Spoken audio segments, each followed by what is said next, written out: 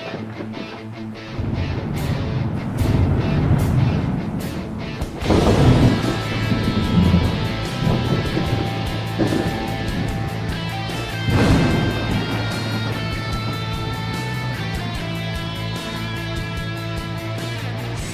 out there, and welcome to the No Shit Cast.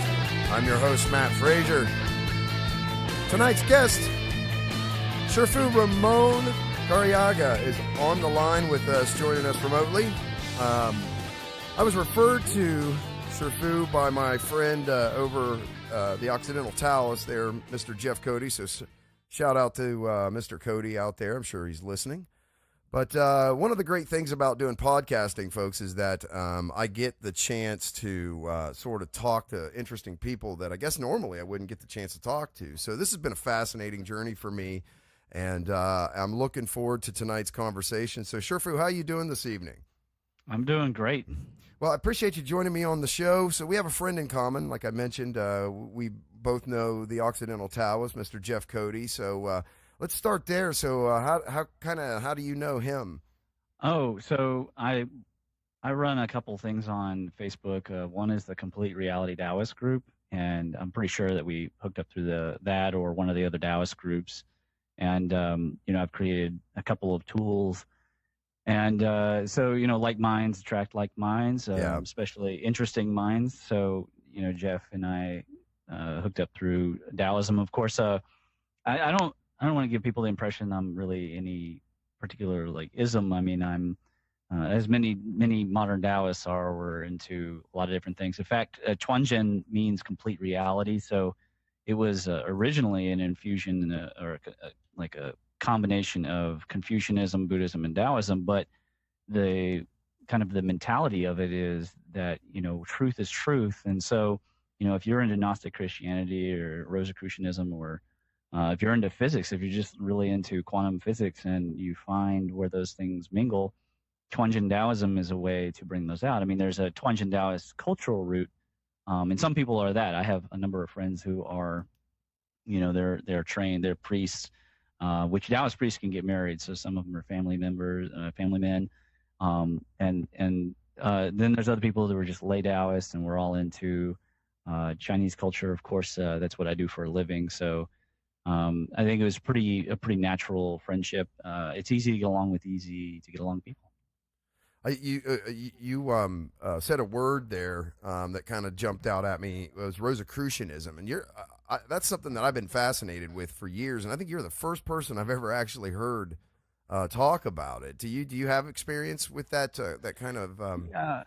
Not a ton. I mean, let's put it this way. So, like in Chinese metaphysics, what we have are the secret sciences, the sacred sciences, and the supreme sciences. And when we talk about the supreme sciences in terms of Chinese metaphysics, we use, for one of the tools we use, the 5 elements.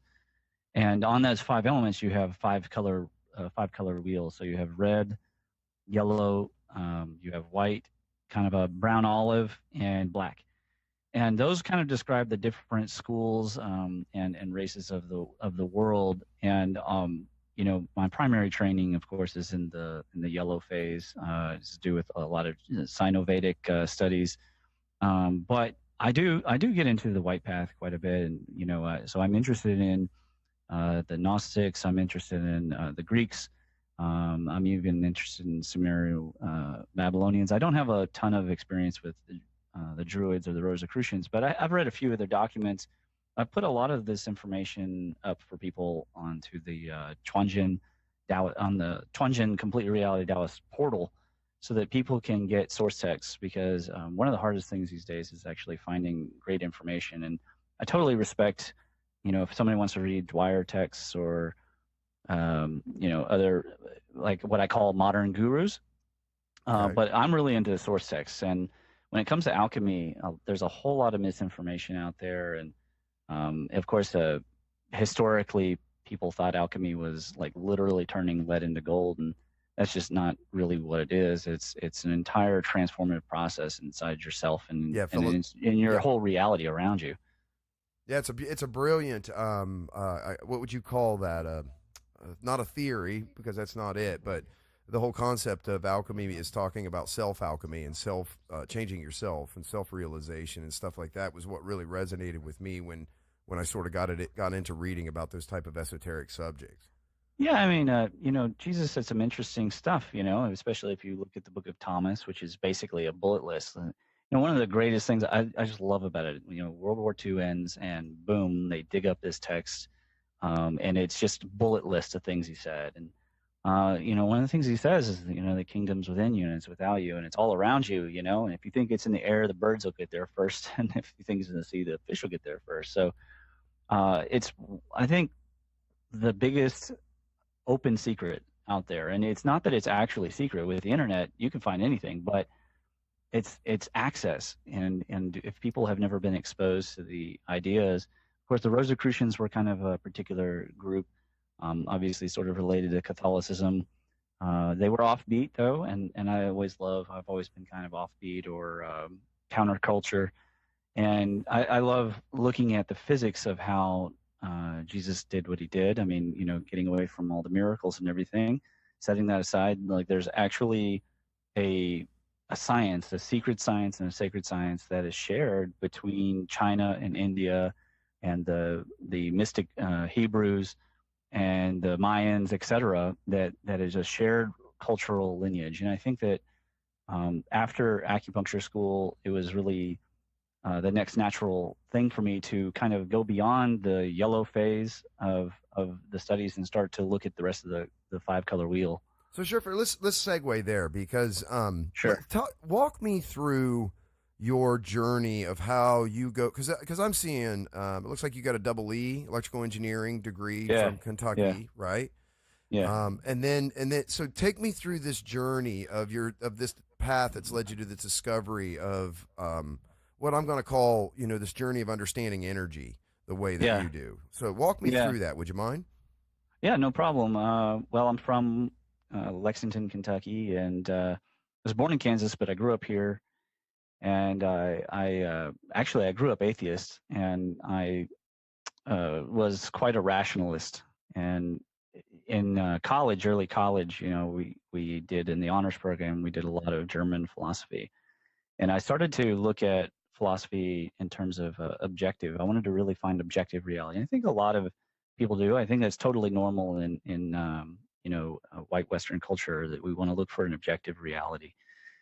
Even our sciences are kind of built around this idea, which I think, you could either blame Aristotle or you could thank him, one of the two. But I got disillusioned with it because I realized that you're never going to find agreement between people because of relativity. So from there, I was doing Shaolin Gong Fu, and then I've been going to Maryland for the Department of Defense and coming back, and I finally decided I really wanted to focus on, Chinese martial arts and mastering that, which at the time meant something totally different than it does now. But so I started Tai Chi as well and Qigong, and I had my first experience with Qi in it, and I was also fortunate enough to debate a theologian.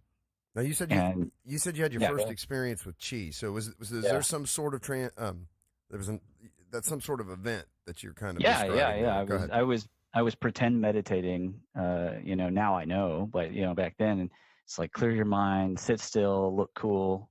You're in a room, you're crossing your legs, you're doing all the stuff you hear about and see, monkey see, monkey do. And old Don walks in, and he's kind of like the healer in the club, and this guy's lived it because he had a condition that forced him to. And he goes across the room, and I'm sitting there and I'm meditating. My eyes are closed. I know he's in there. I know he's looking at me. And then I feel this flick on my left eyelid, and then it happens again. And I open my eyes, and I'm like, what are you doing?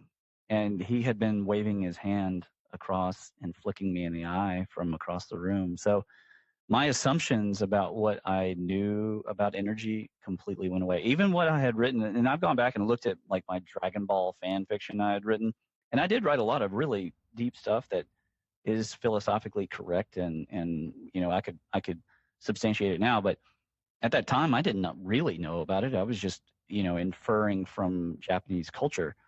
And so that began my journey of, I started doing a lot of what's called Shengong, or spirit practice. And, of course, it leads to astral and lucid and all sorts of fun things. But I didn't have any great teaching. I mean, I was following the directions in the books, and I was going to class and doing lots of forms, and bada bing, bada boom. And, pretty soon I didn't have as much interest in electrical computer engineering, because my original goal was becoming a computer engineer, which at that time they didn't have a ECE program at UK. They only had a EE, and you just took the same classes. But like my original goal was to totally change the computer engineering world, to totally everything about how you're looking at computers now. I had a totally different vision of how I wanted that to go. And of course, some of that was money, and some of it was, I had lofty goals. I wanted to have colleges where 1 million Africans could go to the same lecture as you and me and get the same information. And, I think that's still possible, but I'm a little bit disillusioned with the computer world at the moment. I really think we've gone backwards in some ways in terms of how the technology is working, or isn't working sometimes. But from there, I wanted to fully do it. I actually took time. I thought, because I didn't take a job at the DoD. I actually gave back my clearance, and then I got an offer at Belcan, and I decided not to take that too, and I wanted to become an entrepreneur. And I failed at that the first time, and then I tried some high-end sales, like very expensive technology sales, and that didn't work out either.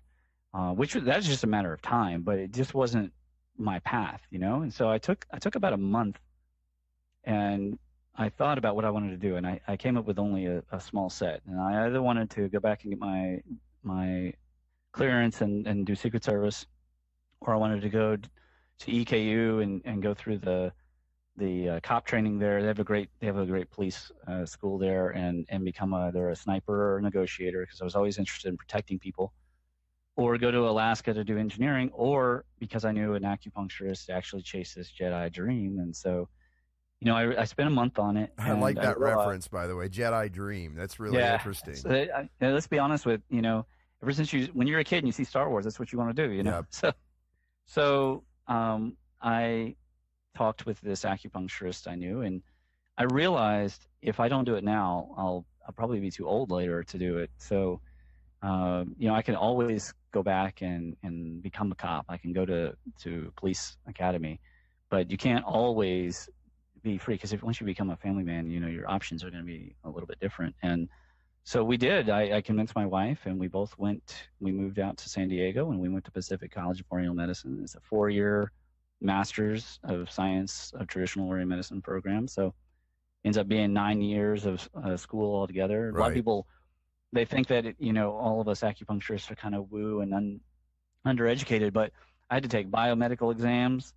Doctors, they don't have to take any exams on nutrition or herbs, but I had to take on drugs and supplements, and then I had to, know anatomy, physiology, and then of course I had all the herbs, acupuncture, and theory, and we got board certified in 2012, and came back home and opened Blue Lotus Health and Acupuncture, and then the real education began. Yeah, I'll bet. Yeah, once you become as a business owner, that's yeah. So you used there was a great word, woo. Okay, so I get the feeling that you take more of a pragmatic approach to this kind of stuff. Having an engineering background means you have to find some way to settle your appreciation for the laws of physics with things like herbal medication and stuff like that. So how do you make that connect? I don't want to take you off track here, but I would be really interested in finding out, where did you find that connection that settles that for you? Because how it is. There's a lot of people that have an engineering or some sort of technical or science background that will just completely, what's the word here? Just like say, crap on it. Say anything that's Eastern and not Western is crap or shit, and I don't want nothing to do with it, But you cannot deny that there is. I have personal experience with people that get personal quality of life from things like ginger.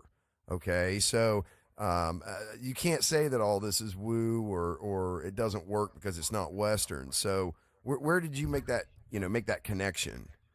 Oh gosh, well, the first thing that you learn when you go through the program, and they tell you, I've always been told I'm not good, like I'm such a know-it-all and all this, but one thing I took right away, right away.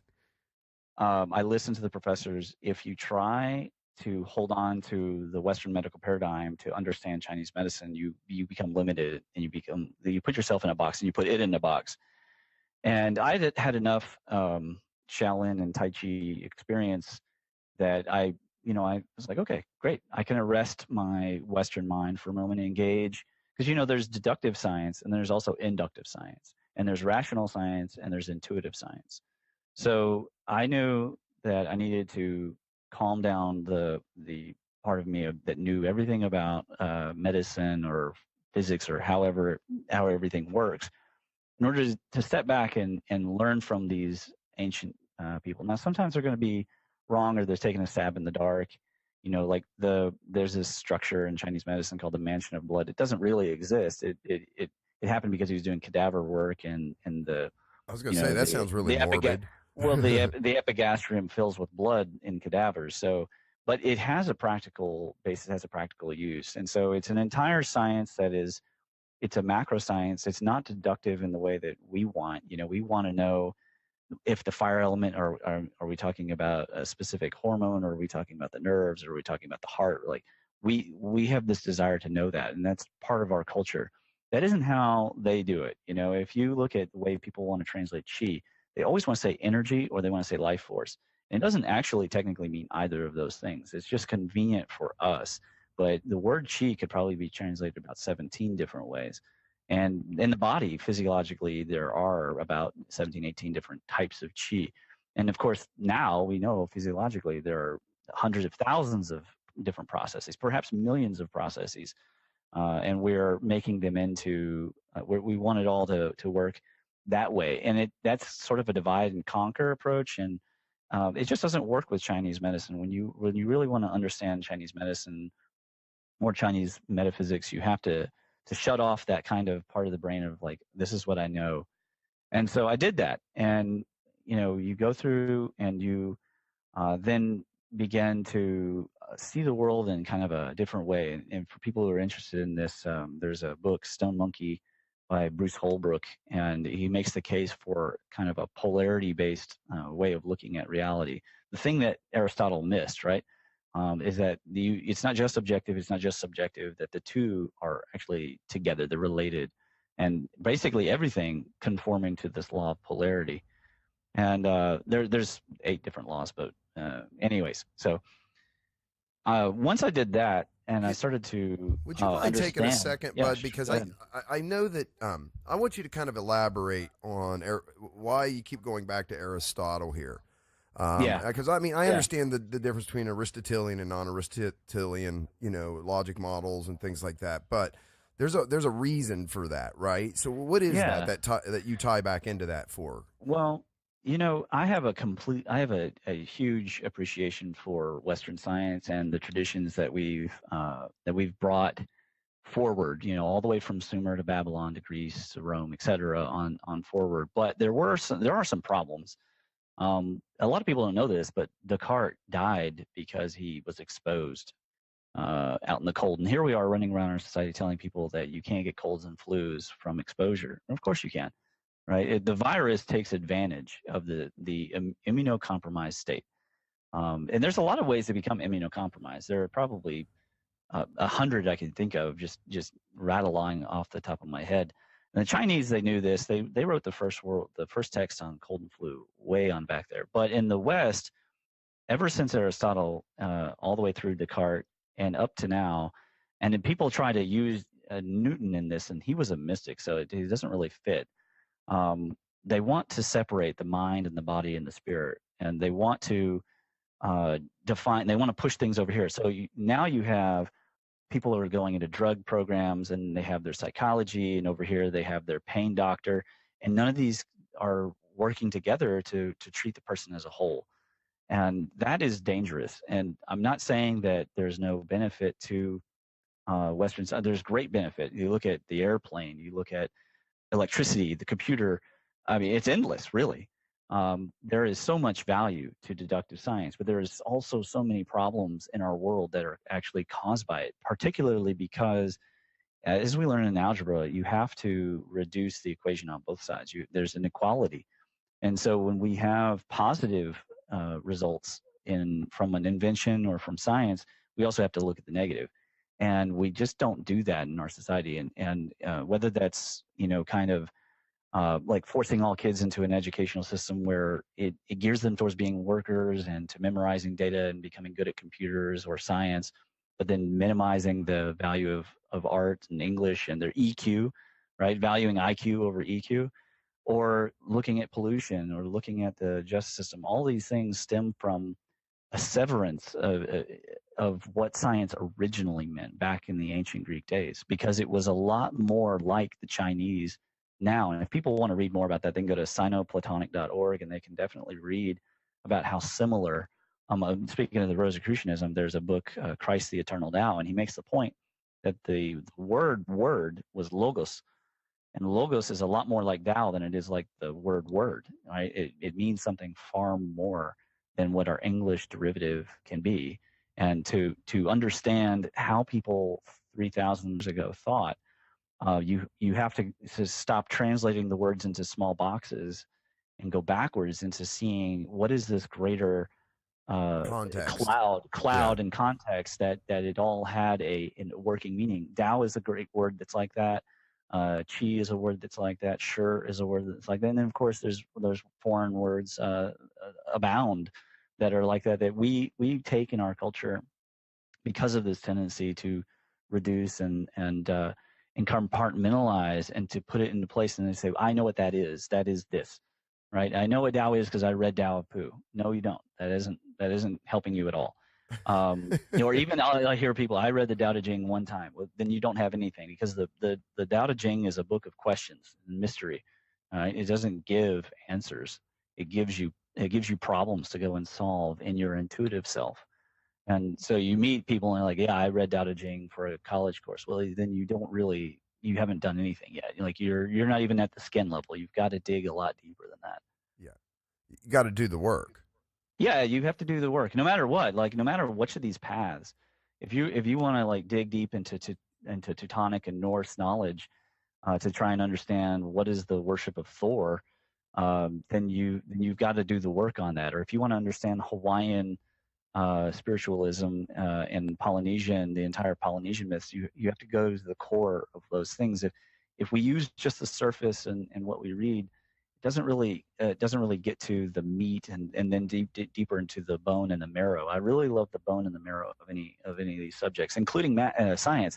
So the outcome afterwards, once I got into the electric and plasma universe, in my clinic, you talk about pragmatics. Yeah, I'm actually doing experiments in here where I'm measuring using a magnetometer. So people, they come here and they're expecting that I'm only going to use the tongue, the pulse, ask about their bowels, and I'm using a magnetometer to measure, how many coulombs are actually coming out of the body, because we've got to go forward. I mean, as beautiful as this medicine, as Chinese medicine is, and as state of the art as acupuncture is technically obsolete. There's a lot of things that you can't do with it, because you can't needle organs and you can't needle underneath the scalp. And I mean, you can do a lot with reflexology, and you can access structures of the body. You can induce psychological changes in the person. I had an uncle, while I was a student, I was cupping his back because he had back pain, because he's just like a huge guy. And we get over to the fire region and he starts spontaneously crying. And this is a big man. He's a tough dude. He's a softie, but he's a tough dude. And he's spontaneously crying and talking about his father. And where is that emotion coming from? How did that energy get displaced out of the heart chakra? What is the heart chakra? So all these things, that's what interests me. It's the mystery. I love mysteries, whether it's the hidden Kentucky mysteries or the archaeology mysteries or our universe. I'm always interested in the next thing. And for me, science is a lot more than this cultural phenomenon, which is becoming diluted. It is an entire approach to life, whether it's like Tesla or like Newton, both of those guys were profound men who looked at things much more of a I don't know than this is my agenda and I'm going to get peer reviewed and I'm going to win awards and this is what science is. That's not what science is, and it never was. And there is no real consensus science. Definitely it's not in its entirety applied. what science is, for sure. There's still got to without the imagination, there's no point. Right. I mean, how would you get to the next planet or to the next moon if it's always, well, you know, I just can't see us. I can't see how we would get there. Well, you have to engineer that solution, and of course, necessity is the mother of invention. So sure, you know, it's funny because I was asking you that question, sort of, you know, where you find your convergence with, you know, your Western upbringing than with your Eastern profession. You know, how did you find that crossover kind of point, right? And I don't know if you've ever looked into the theory of OR, orchestrated objective reduction. We've done some podcasts on it. Like my buddy is like fascinated by it, and he kind of turned me on to it. But do you ever wonder if maybe all of this stuff is ultimately going to come back together in some form of quantum entanglement or some sort of method like that? Where go ahead. Yeah, that's the goal. That's the goal. I want, before people, you know, evaluate like my papers and my work, and of course my papers are massively cited. I leave lots of references for people, but before they even like decide, like I'm not going to listen to this guy. You know, he's anti-dark matter, he's anti-Big Bang. What I want people to understand is that we are at the beginnings of a revolution of science. Just yesterday, it was released a new study that, you know, 9 out of 10 species are only as old as 100 to 200,000 years. And this is mainstream biology research. And, you know, cold dark matter has, you know, falsified, MOND is falsified. A lot of our assumptions, even you'll find articles about how quantum mechanics doesn't mean the things that we were told it means. And all of our assumptions are going to be challenged. And that's a good thing. That's not a bad thing. That's a very good thing, because and real science accepts that challenge. Real science accepts it. Yeah, they get it. It needs because if we didn't, it would be like saying, well, we're doing as good as we can do. But does it look like we're doing as good as we can do? I mean, is really a plastic ocean, is that really the best we can do with plastic? Is that the best we can do? Of course not. You know, and there are people who have come up with better plastics, and there are people who come up with better fuels and better energy and better, you know, computer memory and all these things, and not all of it's making it to the market yet. And it's being held back by a like kind of a dike or a dam of you know, resistance. There's internal resistance and there's paid for resistance, and that is going to be overcome. But it's only going to be overcome if people doubly invest themselves into this process of a scientific life. And it's good to. I'm not anti-religious, okay? We did exit the religious period officially, but the religious period is kind of holding over for this next, you know, this certainly the last 200 years, but the way it's going, at least the next 100 to 200 years. And while that's happening, and there's like kind of a conversion of mindset into a different paradigm, we've got to introduce people into, you know, more logical ways of thinking so that they can eliminate harmful superstitions. Because the mark of whether something's good or bad, in my opinion, and after looking at, you know, relativity between people, is what brings us health, what brings us healing between groups of people. We're not all going to agree, you know, but there's a way that we can exist in a balance. Like the art of war is all about that, right? You win, and you try to win without even fighting, right? And you try to win in a way that leaves them still intact, right? Without wiping them out. It's not Machiavellian. It's very humanistic. The way the Chinese looked at it. Not only did they, you know, find their way to that ideal, but they certainly had this science in mind, of the science of life, which the Hindus called Ayurveda. And that science of life is what the Greeks were after, because science originally was politics and law and philosophy and art and medicine, you know. Yeah, there were sciences, as it were. Yeah, and it was an entire movement. It was an ideal, and we'll go in and out of it as a species. Obviously, you know, that beautiful time period after the last set of major cataclysms and and then the religious period becoming very strong. Obviously, some people will say, well, what killed Socrates? Was it democracy, or was it the religious fundamentalism? I think it was closed-mindedness is what ultimately killed Socrates. And so we can overcome that now. We have more than enough energy. In my paper, the magnetic universe theory, I list not only the standard, alternative methods of getting more than enough energy for the current planet, and even there's an estimate there by a man, he's now passed on, but he has great videos on TED. He thinks that we're going to get to about 11 billion people, and those methods will get us the energy if we really invest in them, whether they're solar or wind. But I list a whole bunch of methods of acquiring energy that no one's talking about. With the plasma electromagnetic cosmology, we're going to be able to do unimaginable things. The things that, as much as I enjoy watching dystopias like Altered Carbon, the thing is, like, that is such a limited view, even as futuristic as it is, it's such a limited view of what we're going to be capable of becoming if we can overcome some of our, I don't know if you want to call it neuroses of the past. Yeah. We're a species we're going into the age of Aquarius, but we're acting like it's still the age of Taurus and Aries. And we've passed through the age of Pisces and had this religious, institutional religious culture in order to control us, to mutually control each other. Because after all, you can't just have everybody running around having a Bakken experience. I mean, as Burning Man has to stay at Burning Man. Yep. Or Vegas has to be at Vegas. Yep. We all have. But why are we working ourselves so hard? There's no objective proof that we have to work so hard just to keep our minds clear. And the Chinese, they showed that, right? I mean, they had these cloud wanderers, and they had no jobs.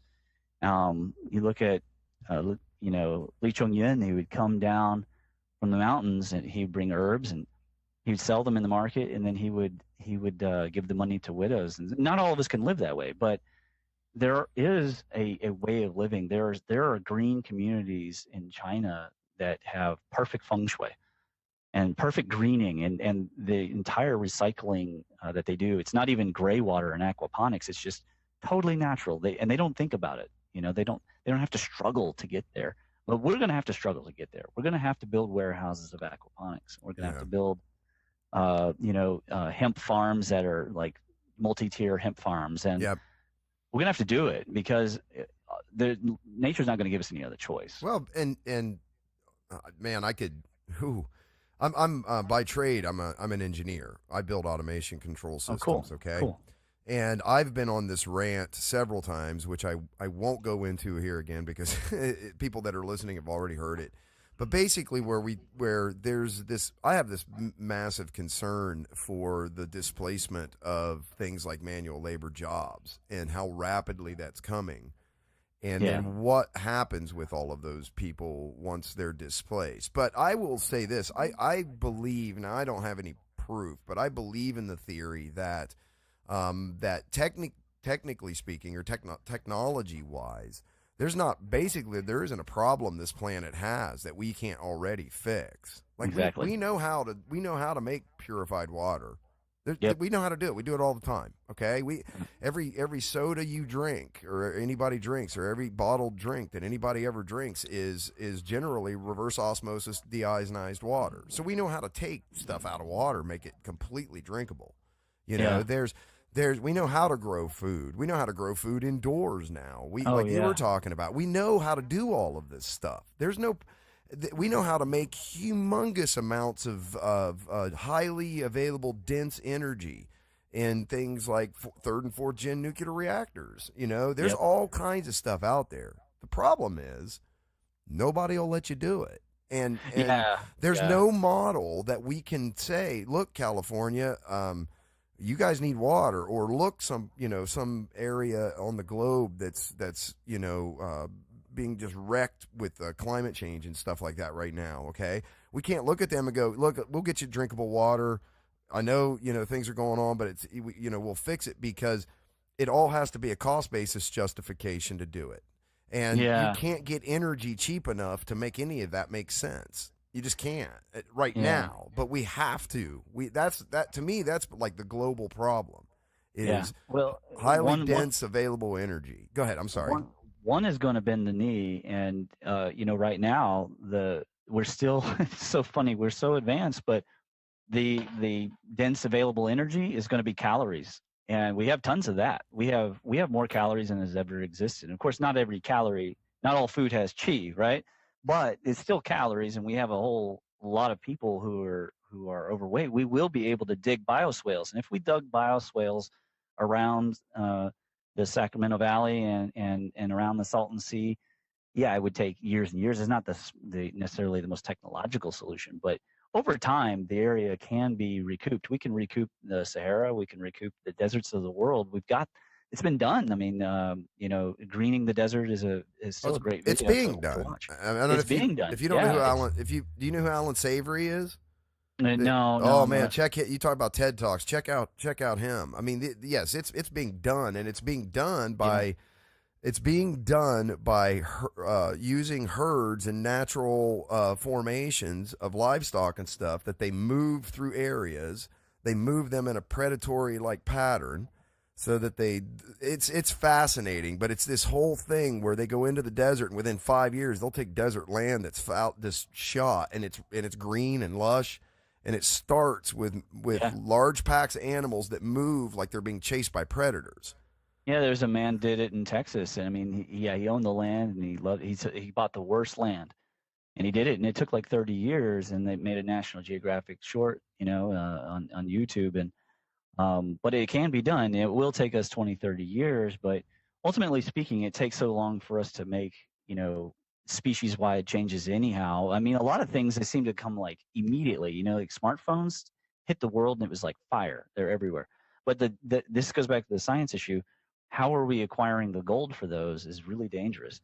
And also the lithium and the lithium and the throwing away. And so we need an entire rethink. And there's a lot of people who've been saying this. I'm not a revolutionary here, that they've been saying we need a revolution of how we manufacture, a revolution of the entire design process, and why do we need 12 different companies or 120 different companies designing the same one product, and we have a shortfall of other things, and of course I'm not for forcing kids to, like, say, become general practitioners and doctors, but it's going to be a real serious issue, right? We don't have enough general practitioner doctors.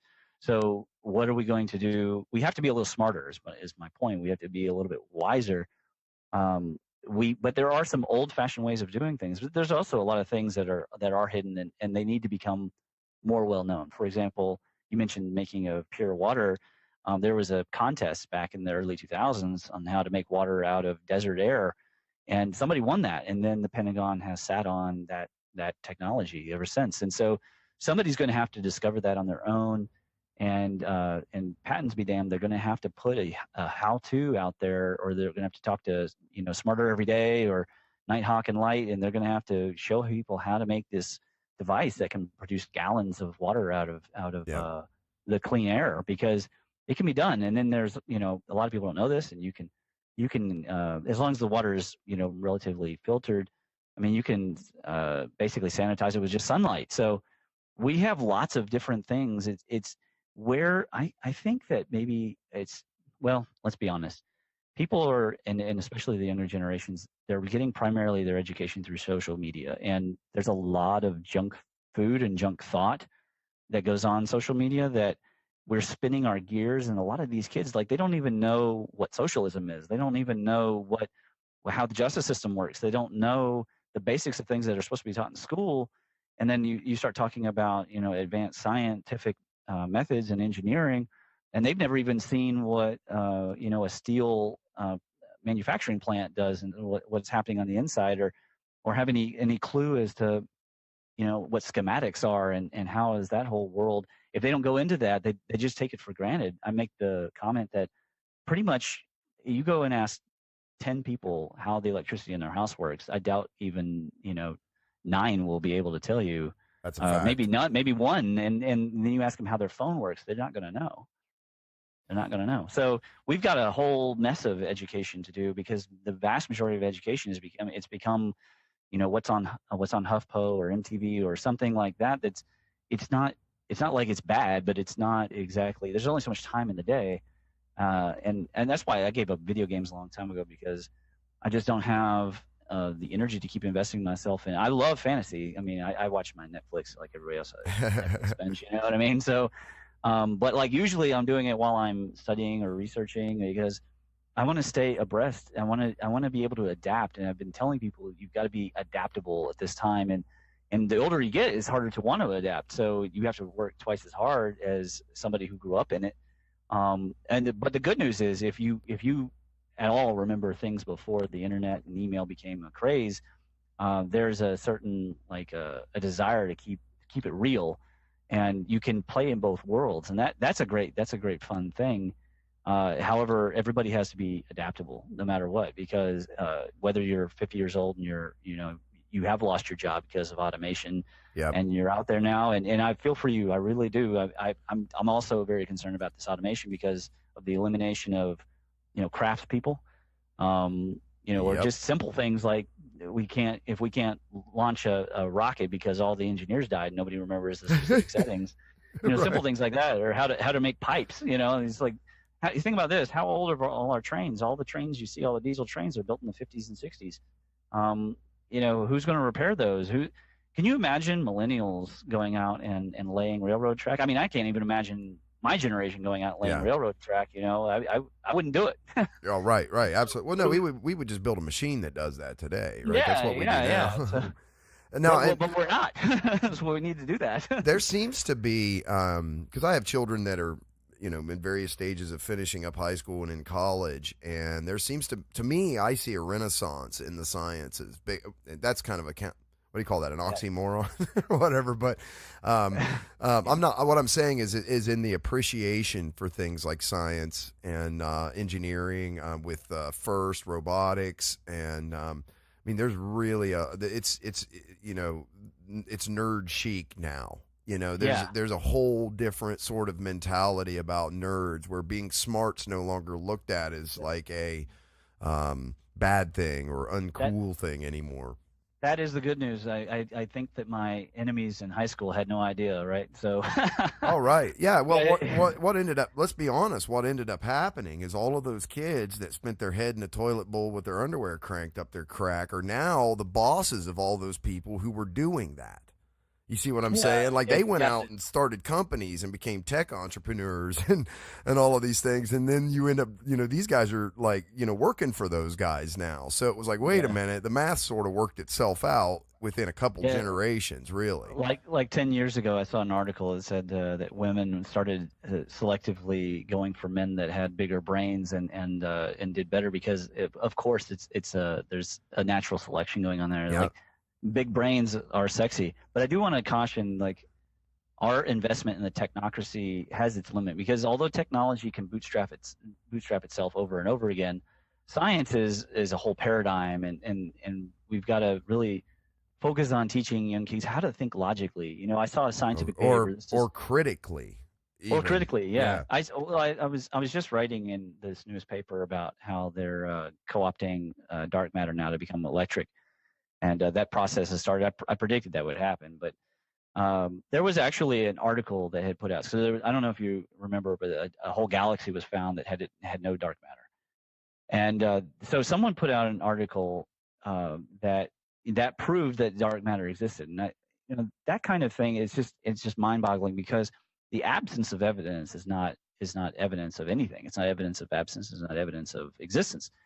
And so somebody had actually written a refutation, and that's the good news, is somebody called them on it. But it's really surprising how much bad science passes for acceptable science out there. And of course, a lot of money gets spent. And of course, I don't know. I mean, Tesla, he was really interested in whether or not we could increase our human energy and our human momentum. I guess if we're spending money on even bad science, it's probably better than a lot of things we've spent it on. But if we could avoid spending it on things that really aren't going to go anywhere, like pseudoscientific theories, like dark energy, I think we could probably do a lot better, because you think about, I mean, what is the greatest source of energy that's out there? The sun and the solar wind.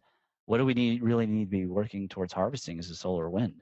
because that's the mother lode. Once we have that, then you've got energy for all the drives. And let's be honest. I mean, SpaceX sounds amazing, but I wouldn't get on anything that could explode under me like that. Let me ride a liquid bomb into space. Yeah, because that's what they're doing. Yeah, exactly. I'm not getting on it. I want electromagnetic rocket, and they had that electromagnetic launcher since the early '90s. They just never built it. I mean, I wish they would, because then they could launch all this nuclear waste into the sun, and then we can switch to third and fourth gen reactors. But right now we're still basically catching fire. And Tesla said this 100+ years ago. He said that burning fuel to make energy is barbaric. And let me tell you, the end of his biography, he called the entire 20th century. He called AI, robotics. He called sure he did. Sure, yeah, I totally believe that. Yeah, everything. Wi-Fi, the whole 9 yards. Yep. Yeah, he called the nuclear bomb before it was ever a thing. He called the whole thing all in about 1 or 2 pages. It's a really amazing read. Well, I think I might have some good news for you, and I don't know if you've been following this much, but I am just ate up with graphene. You familiar with the super material? Graphene. Yeah. Okay. Oh, yeah. So that is like my, oh God, I don't even want to call it a guilty pleasure, because it's material science here. We're not talking. Beautiful. Oh, and I've seen some reports. Now this is peer-reviewed type stuff, but it's coming from a university, so I get excited about that, because I know that the way that they sort of structure their experiments and stuff, where they've broken this barrier that allows for the energy transfer from solar. So it's an efficiency increase in solar technology. Nice. in the exponential range.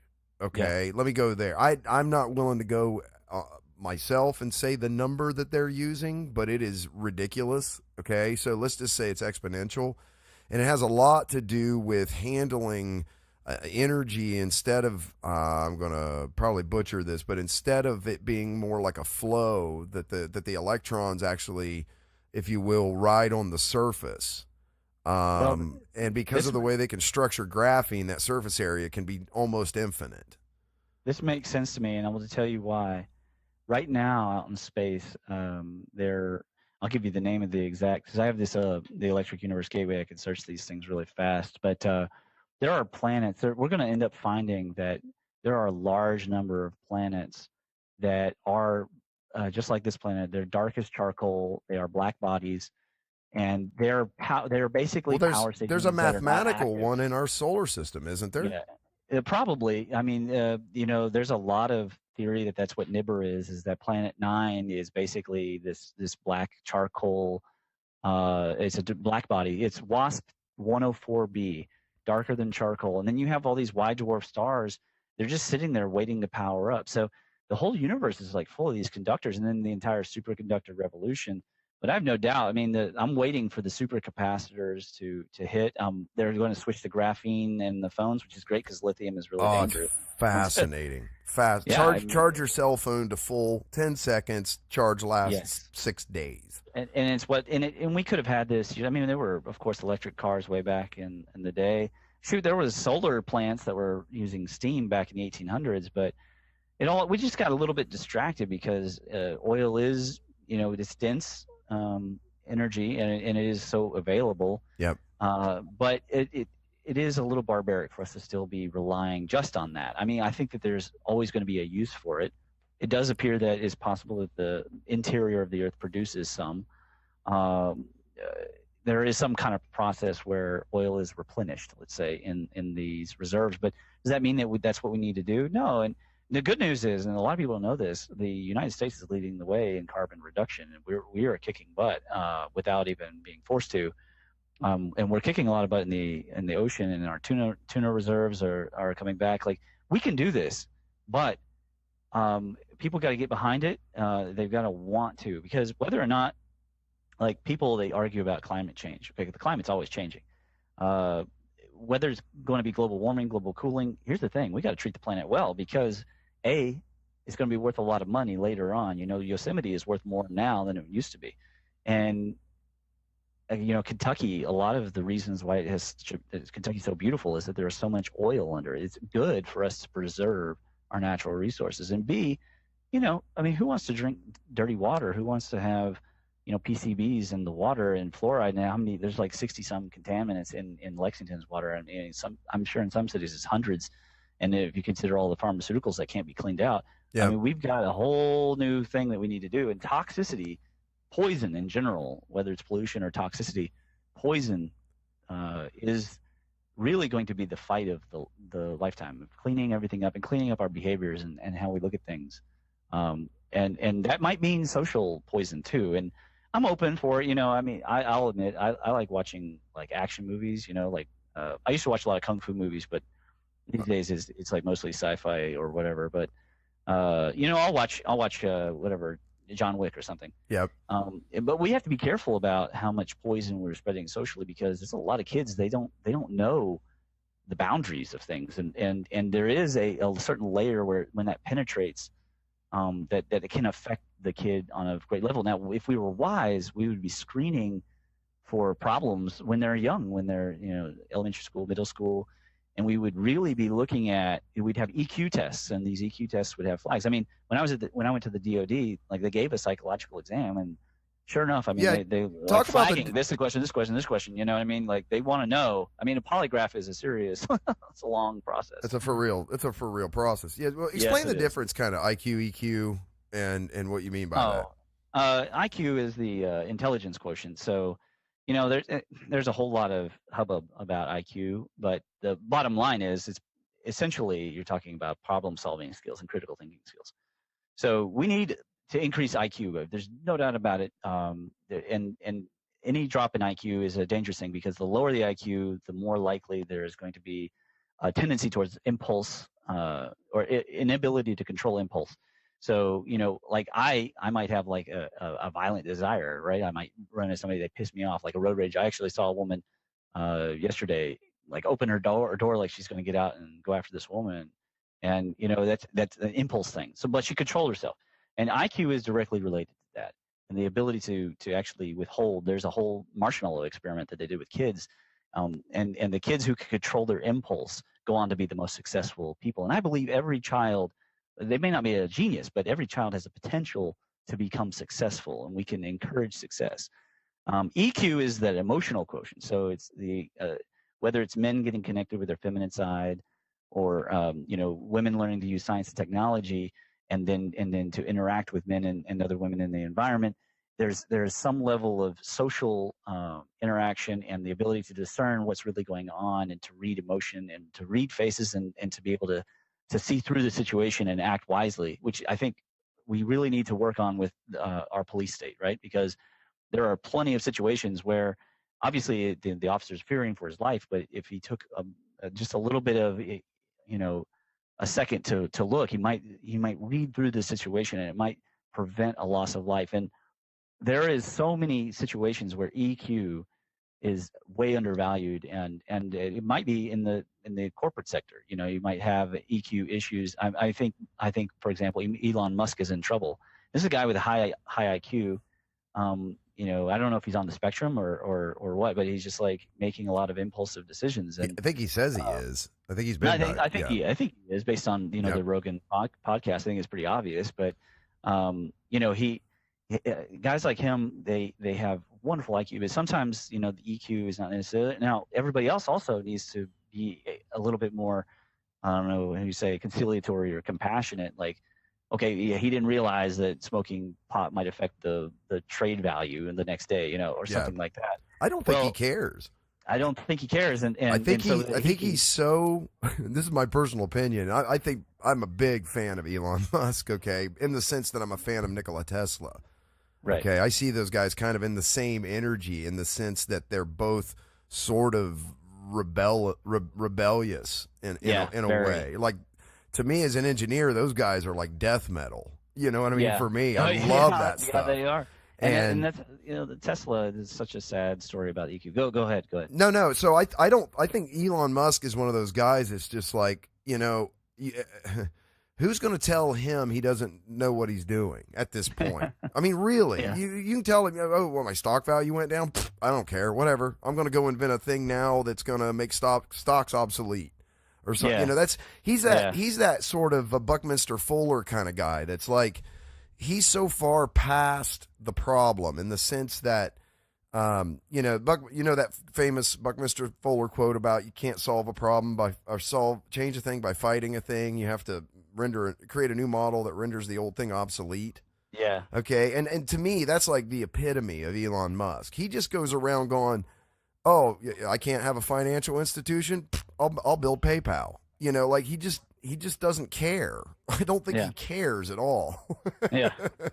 Well, he's, again, I completely value that kind of IQ and that, it's kind of Steve Jobs-esque a way of going about things. But some of my heroes tend to be high in EQ, or at least. Well, you wouldn't want to live in a world where everybody was right. like that. That's what I agree. There needs to be some other level, but you need those guys that are pushing boundaries, that are trying things that nobody else is trying. Yeah, I mean, the one thing I say about my metal element patients is like, they're totally unappreciated. The world doesn't understand why they're blunt, why they're cold, why they're sharp. They are actually really sensitive and aware people, sometimes too sensitive, like things can get to them like immediately, and they can be very hard. Of course, if they're violently prone, that can be dangerous. But one thing they are doers. They don't make any excuses. They just go and they do it. And that's how I get, because I'm a metal wood. So I just like to go do, and sometimes I gotta, turn on Metallica or something to get that metal phase going, because I dabble in all these other energies too. But we got to appreciate metal people more, whether they're, hardcore military types or martial artists or something like that, or if they're really, these geniuses. But my point is initially that we have a load of children that are being conditioned that, like, if you don't get a high, SAT score, then that means that you're not smart and that you're not, you can't do this. So let's send you into underwater basket weaving. And that's not appropriate. That's not the direction that we, as a society, it's not going to lead to a balance. And the law of evolution doesn't play around. If you don't have a diversity, if everything tends towards everybody eating the same 4 things and everybody speaking the same 3 or 4 languages, nature will challenge us, and it will challenge us in a hardcore way, because fractal mathematics just doesn't care. It's always going to reach that point. I'm a big believer. I grew up reading Michael Crichton. I'm a big believer that the closer we get together, the more we do need a lot of what do they call that, where there's internal resilience of systems, and they all are related. I mean, it doesn't seem like they're related. Our water system doesn't seem related to our education system, but who's going to grow up and run that water system? It's going to be children, right? And if they aren't educated to love water and what is water, and all the new types of water that we've discovered and all the new things about water, and people have to push back and go, yes, there is something interesting about water, because that's true. It's, maybe it isn't, this kind of music makes that snowflake look beautiful. It might not be that, I don't know. But there's definitely something interesting about water. There's something interesting about all the different types of water. And our planet may actually be producing proto-water in its mantle. At the very least, maybe even in the core, I don't know. But and then there's star water. There's all these possibilities, and water is so important. If kids never receive that kind of education, if they don't have science experiments where they're using water and they're the growing plants, or they're seeing about osmosis and salt and sugar, then when they grow up, they're not going to care what they put in their bodies. And when they don't care what they put in their bodies, that hurts the national security, and it just all goes round and round again. It's funny. There's a movie. What you're describing is a movie called Idiocracy. Have you ever heard of it? Oh, I love that movie. And it's scary when I hear people like you talk about things like this, because I go right. I'm like, well, how are we living this? How is this actually happening that we're living this right now? Now we get into the interesting question that I've been asking a long time, and this goes back to the art of war.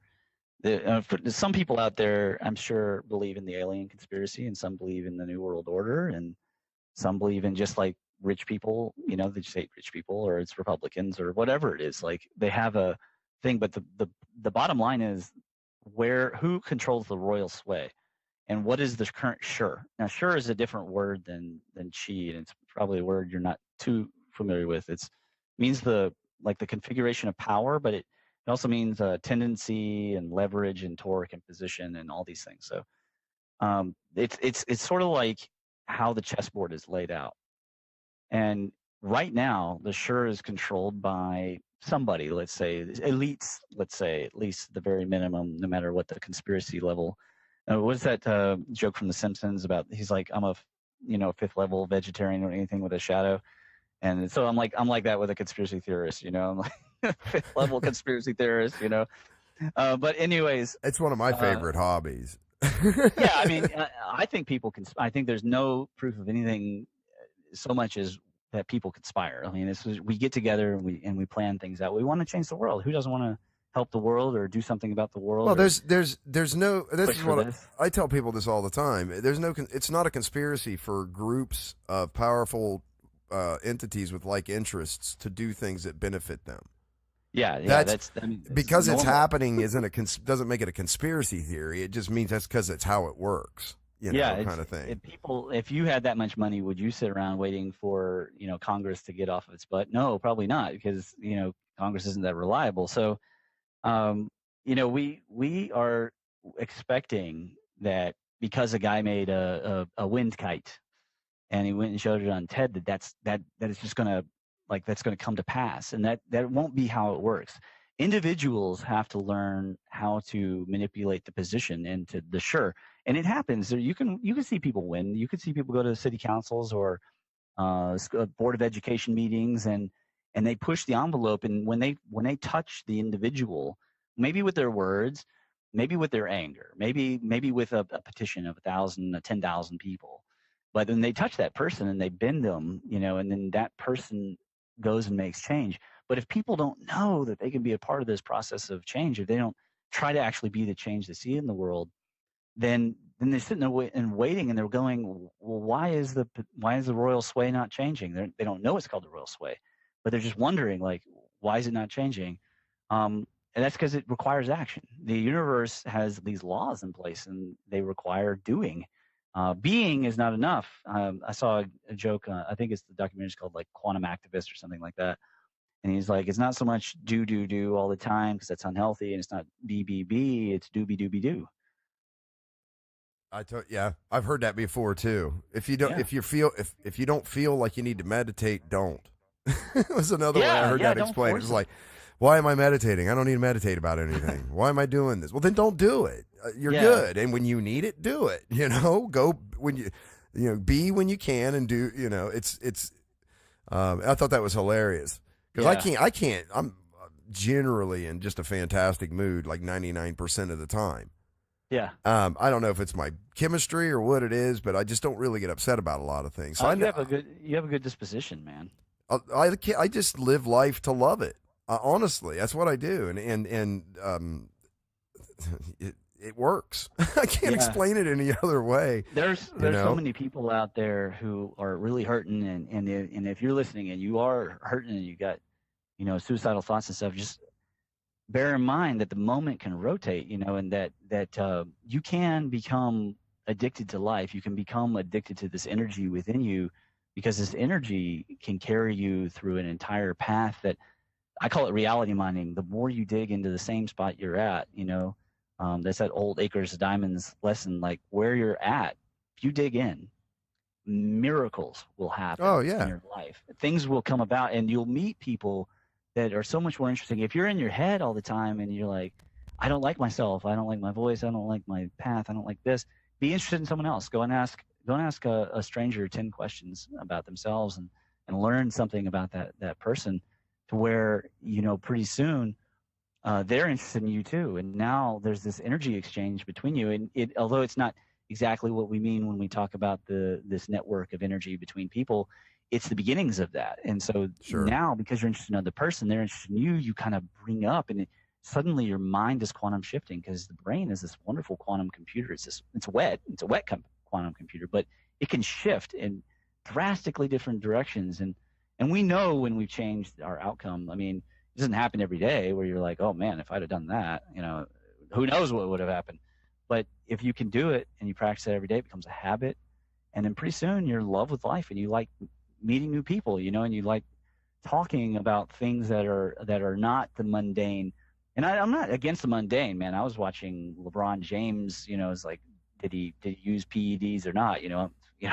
I mean, I get into the mundane, but I am so interested in the entire vast realm of possibilities of things that we can do together if we could possibly get back past the damage that came from all the cataclysmic shit that happened to humanity. Because we all went, I don't know necessarily if people believe in reincarnation, but let's say the whole human species went through this struggle, and we're still struggling with it. I mean, dude, we have movies that are coming out like, Thor Ragnarok and Avengers Infinity War, and just think about the success of Star Wars. You blow up Venus, and the war goes wild, and then we have to do it like 4 more times in the same franchise. We got to blow up Venus. You just got to. Oh yeah, now they're blowing up like multiple planets at once in the newer Star Wars movies, right? I'm like, okay, listen, guys, really need to dig a little deeper in the script department. But think of how powerful that was for people to see the Death Star explode. It was so cathartic for so many people, and then we've got the Avengers in Infinity War, and people are taking their kids, and that's fine, of course, people do whatever they want, and they take the kids, and the kids are seeing these myths, and we're not having any group therapy on how close to the brink we came. I mean, the Sumerian records make it clear, man. It was very close, and it has been close several times, and we're infinitely worried about it. I wrote a whole paper, Investments in Ragnarok, and the amount of money we've spent on the nuclear programs is just insane. Like we've got to work together to get through this, and I think it's possible even our entire male-female dynamic was totally buggered by the interaction of Athena and Ares. The interchange of energy between Mars and Venus, and the way that mankind interpreted those events and anthropomorphized those things, and now we have so many of these issues, and we need kind of a group therapy, basically. I want to dip back into something you had said earlier, when you were talking about the ages of moving into the age of Aquarius and these things. I get the sense that when you're talking about that, you're not talking about the let's go smoke pot in the park kind of hippie type stuff. You're literally using that as a marker of time, right? Yeah, like you're speaking of that as a calendar event. Yeah. Okay. Well, so I mean, and those are significant. Those age changes. I've heard this too before, talking about these transitions, and this seems to show up in antiquity, right? Quite a bit. Yeah. That this conversation that you're talking about. Can you go into that a little more? Yeah, of course. First of all, I want to say, like, our kind of modern thing, we've really, our cultures all go back to the beginnings of the religious period, but there was an entirely different way of thinking prior to the religious period, in the Archaic period and beyond, back towards the Tepe and even what you would say the Atlantean periods. So, first of all, a lot of people don't know this. There is a recorded time in which time itself began, right? Prior to that time, it was, as the Aborigines called it, they called it the dream time. The Egyptians called it Zep Tepi. A couple things I want people to go and look for, aside from all the Hancock stuff, is Randall Carlson. He's got his cycles of catastrophe and sacred geometry stuff. That's brilliant work, and totally changed my mind about why to keep the imperial system and not just jump to the metrics. And then there's also Peter Mungo Jupp, who's a geologist, and he has also a bunch of cataclysm videos that he talks about the things that happened at Baalbek, et cetera. And of course, people can go look at Project Thunderbolts. But these periods of time, of course, are measured by the passage of stars, and it all has to do with precession, and it has to do with the changing of the equinoxes.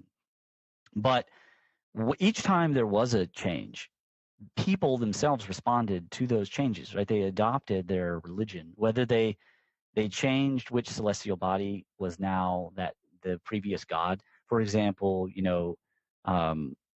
previously Ra was this like Saturn that glowed, and then he fell, and he was sad to die, according to the Mayans. He was sad to die, and Quetzalcoatl, his heart came out of him and became Venus, but he was sad to go.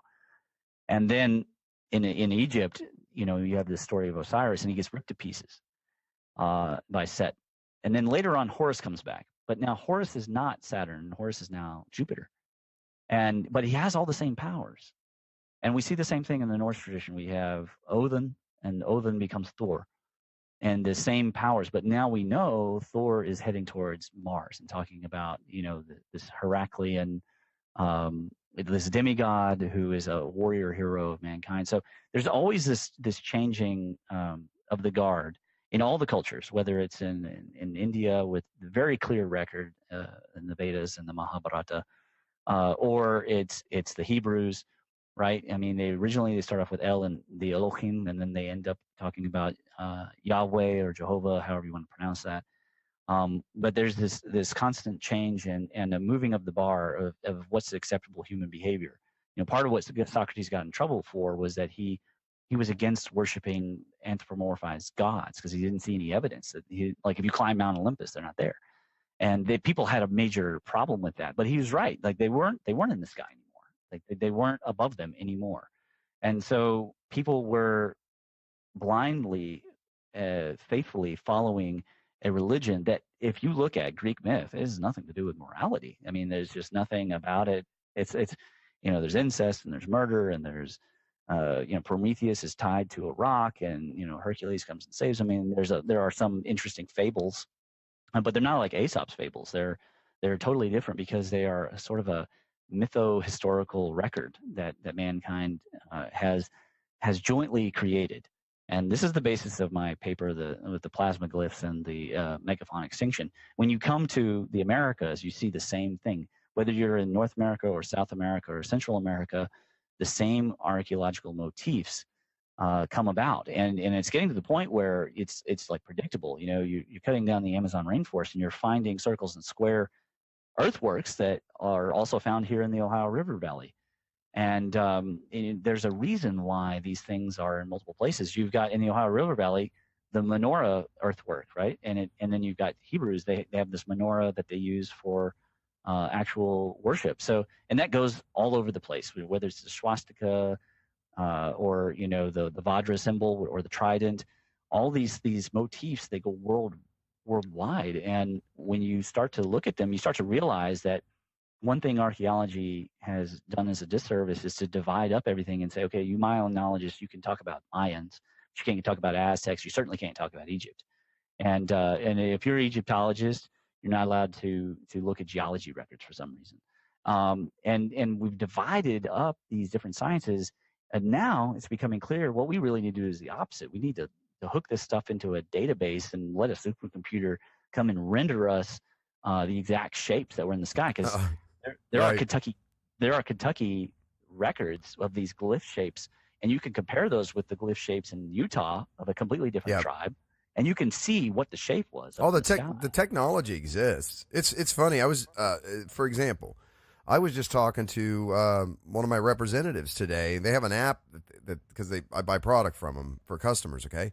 They have an app that if you open a control panel and you look at something, like just look at it, you don't need a part number, you don't need nothing. You just take a picture of it, and it will search their database and find it for you, just by the picture of the device itself. Yeah. So this technology, this technology kind of already exists. Have you been seeing what's going on in South America with the way that they're using like satellite imagery and then laser interferometry, and I think it's interferometry, but how they're finding these massive, huge, completely unexplored, adulterated sites that have never been uncovered. So I think we must be on just the cusp now because of finding just whole new volumes of information about these ancient cultures. That's exactly right. I mean, it's coming, right? I mean, this year I released Unboxing Atlantis, and even since then, a couple channels they've found a couple more places that were, mytho-historical lost lands that possibly have come up to the surface. Maybe they're Atlantis, maybe they're not, but maybe they're Atlantean age. Something may have happened. There may have been a mega tsunami that swept across the Sahara. I mean, that was what I put in my paper, was that these cataclysms led to the demise of civilizations. Whether or not it's actual Atlantis, if it's Doggerland or if it's Friesland or if it's Kumari Kondam, if that ever really existed, or as Dwarka, these places, and then they were destroyed and they were lost. And before 2015, you were totally bonkers if you really believed in that stuff. But since 2015, it's become geological fact. I mean, Zealandia was real, Sunderland was real, Doggerland was real. These are, I mean, Beringia. Everybody already knew about Beringia. Yeah. But a lot of people don't know that Clovis First failed. Clovis First is not the most up to date paradigm, because there are on North American continent carbon datings that are older than 14,000 years. Some of them are ridiculous, I think, datings, because there is a possibility that electrical catastrophes could alter carbon. But the bottom line is, though, there are some really believable dates of 40,000 years, 50,000 years, 80,000 years. And so Clovis First has officially failed. So when you have a scientific world where everything you look at, whether it's dark matter, dark energy, even redshift has come up. They don't understand redshift correctly.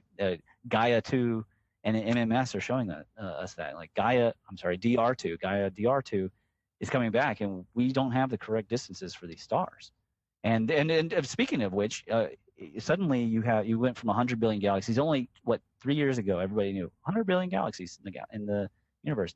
No, it's over 2 trillion in the visible universe. So. And now the number of planets may exceed the number of planets in the Milky Way may exceed the number of stars. Yeah. And so we're at the point of basically we don't know anything. We don't even know human history. Like I said, we don't even know about evolution, because 9 out of 10 species. This just came out. I mean, it's brand new bleeding edge stuff. 9 out of 10 species aren't older than 200,000 years. When you're at that point, you have to really start questioning everything. And so I'm glad that I always was kind of like that. I was always really difficult. I had a middle school teacher she said, you would argue with the devil, and without dropping a beat, I was like, well, if he was wrong, Hey, I heard this, and I had heard that with DNA now that they've figured out that at least at some point, all species of man was reduced to 40 breeding pairs, 24 to 40 breeding pairs. Yeah. And that was it. So there's even DNA evidence that something big killed a ton of the planet all at once has happened, and probably has happened more than once. Well, and even just it's like a big reset button. Bonk. Using comparative mythology, anybody who's honest would have already understood, because there are not just a couple flood myths or 40 flood myths. There are hundreds of flood myths. Basically, every major culture that we can find, especially ones that we know existed at that time, has the flood myth. They have the same. They either they're talking about some kind of boat, or they're talking about people up on a mountain and 2 people repropagating everything. This is not. This is no longer closet science. This is everybody's talking about this kind of thing where there was definitely a bottleneck of the species, and the catastrophes, this cycle of cosmic catastrophes, I think is probably related to changes in the solar electric circuit. But there's no proof, because we can't really step backwards and know instantly. We can't just wind the moon backwards and find out where it entered our solar system. But we can look at the Sumerian record, and it talks about it, and then we can look over here with the Chibcas in South America, and they have a moon myth, and we can go, okay, well, in a certain period of time, something interesting happened here. Now, what do we find? Jupiter's got these moons that go around prograde. Then they got this whole set of moons outside that go retrograde, right? Because the destruction of Osiris is limbs, right? And then there's one moon who's still going prograde out there, right? So he's still rocking going the normal direction. and then you look at Venus. Venus is slowing down. You've got Triton still goes retrograde around Uranus, or Uranus is the right way to pronounce that, and it's on its side. So something happened there, and they're finding water in places they didn't expect to find water, and temperatures in places they didn't expect to see temperatures.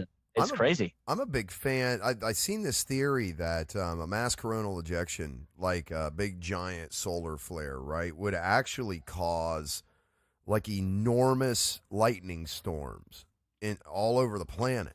Oh, no doubt. Okay, and that there may be some because there's they what do they call that, vitrification, where they find massive amounts of rock that's is that right, vitrification, where it Yeah. looks like it's been like melted rock. Well, now you're going to the thunderbolts, and think I've calculated the thunderbolts. Well, think of all of the connections between lightning and the power of God and all of this kind of stuff that you constantly see too. Is there more to that than just a really bad thunderstorm? Is there some lore around that? It's like holy crap! Remember when we had 3 days of lightning and like everybody died? Yeah. Is that where it comes from, kind of thing? It's a huge deal, and the whole point of my plasma glyphs and the megafauna extinction is that I start with the actual myth, and I'll briefly read to you what was said to Thomas Jefferson. And then this is in Ken Tankersley's book, In Search of Ice Age Americans. So he goes and he asks the Indians. He wants to know about the mammoths that are the mastodons that are found at Big Bone Lick, Kentucky. And it says Jefferson, who is often referred to as the father of American archaeology, was fascinated with both mastodons and Ice Age Americans. And so his reasoning was based in part on an oral tradition of Delaware Indians, which he recorded firsthand. During the Revolution, he met with a group of them and asked them what happened to the great animal whose bones were found at the Salt Licks of the Ohio. And a chief in the group stood up and said, in ancient times, a herd of these tremendous animals came to the Big Bone Licks and began a universal destruction. And that the great man above, looking down, seeing this, was so enraged, he seized lightning, descended on the earth, seated himself on a neighboring mountain, and hurled his bolts among them till the whole were slaughtered. And so you find this myth everywhere. You find it in the Lakota, and you find it in the West and in the East. And so I just went and I tried to calculate. I did my best to calculate. Obviously, there was a lot of assumptions that I had to take, and there's a whole table just on the assumptions that are necessary to do. But using lightning physics from Uman and Dwyer to create as reasonable a model. Now that we know that there's an electric current going between Io and Jupiter, this is NASA science, we can kind of reasonably think of what the electrical environment would be like on the Earth, although that is based on the idea that nothing was closer necessarily than, say, like a quarter of the distance of the moon, and that it could have been electrical comets, actually, by the way. Comets, they're rocky bodies, and as they move, they can induce electricity. Peter Mupp has a whole DVD on a catastrophe that happened south of Melbourne in Australia in 1491 that was recorded by both the Aborigines and the Koreans. And it created a mega tsunami that was 240 feet tall, but it also exploded, and it vitrified and instantly petrified this tree. And he shows you in the documentary, you can see like it looks still alive in parts, but the rest of it's like turned to coal. It looks like coal, and it's woven in and out because the electricity was brief, but it was powerful. It was really powerful. And when you look at the comet that Shoemaker-Levy 9, when it crashed into Jupiter, it was small. It was not as big as the moon, and yet it left explosions as bigger than the Earth. So what kind of power we're talking about when you talk about electromagnetism? It's 10 to the 39 times stronger than Newtonian gravity. It is an immensely powerful event. I think that arc discharge, at least in my paper, when I calculated, I ended up with numbers right around a Bikini H bomb, and that's a conservative thunderbolt size when we talk about these Vajra, and they called them like the Brahma, like the arrow of Brahma. Apparently, when he would fire it, we could just like turn everything to ash and just destroy everything in its path. And of course the sword of Odin and the lightning of Thor, like these weapons of the gods. And we've tried to replicate, with the nuclear. And it's so sad we don't even have them pointed at the comets and at the asteroids. We got them pointed at each other, but these weapons were immensely powerful. There's some good evidence that there's a Sumerian tablet that shows the approach of a comet, and they're thinking that it destroyed Sodom and Gomorrah, or at least one of those cities. And how would it do that as it's passing by? They used like wind or air, because they said it then crashed into the Alps. But maybe it was electrical. Maybe there was something more to it than that. Either way, something major happened, and it was selective. It was like widespread, but it was selective. It was incredibly selective, and that's why I went with step potential. Do you know what step voltage is? What step voltages are? Yeah. From No, like step voltage, like when a power line goes down. Do you know what that? yes, yep.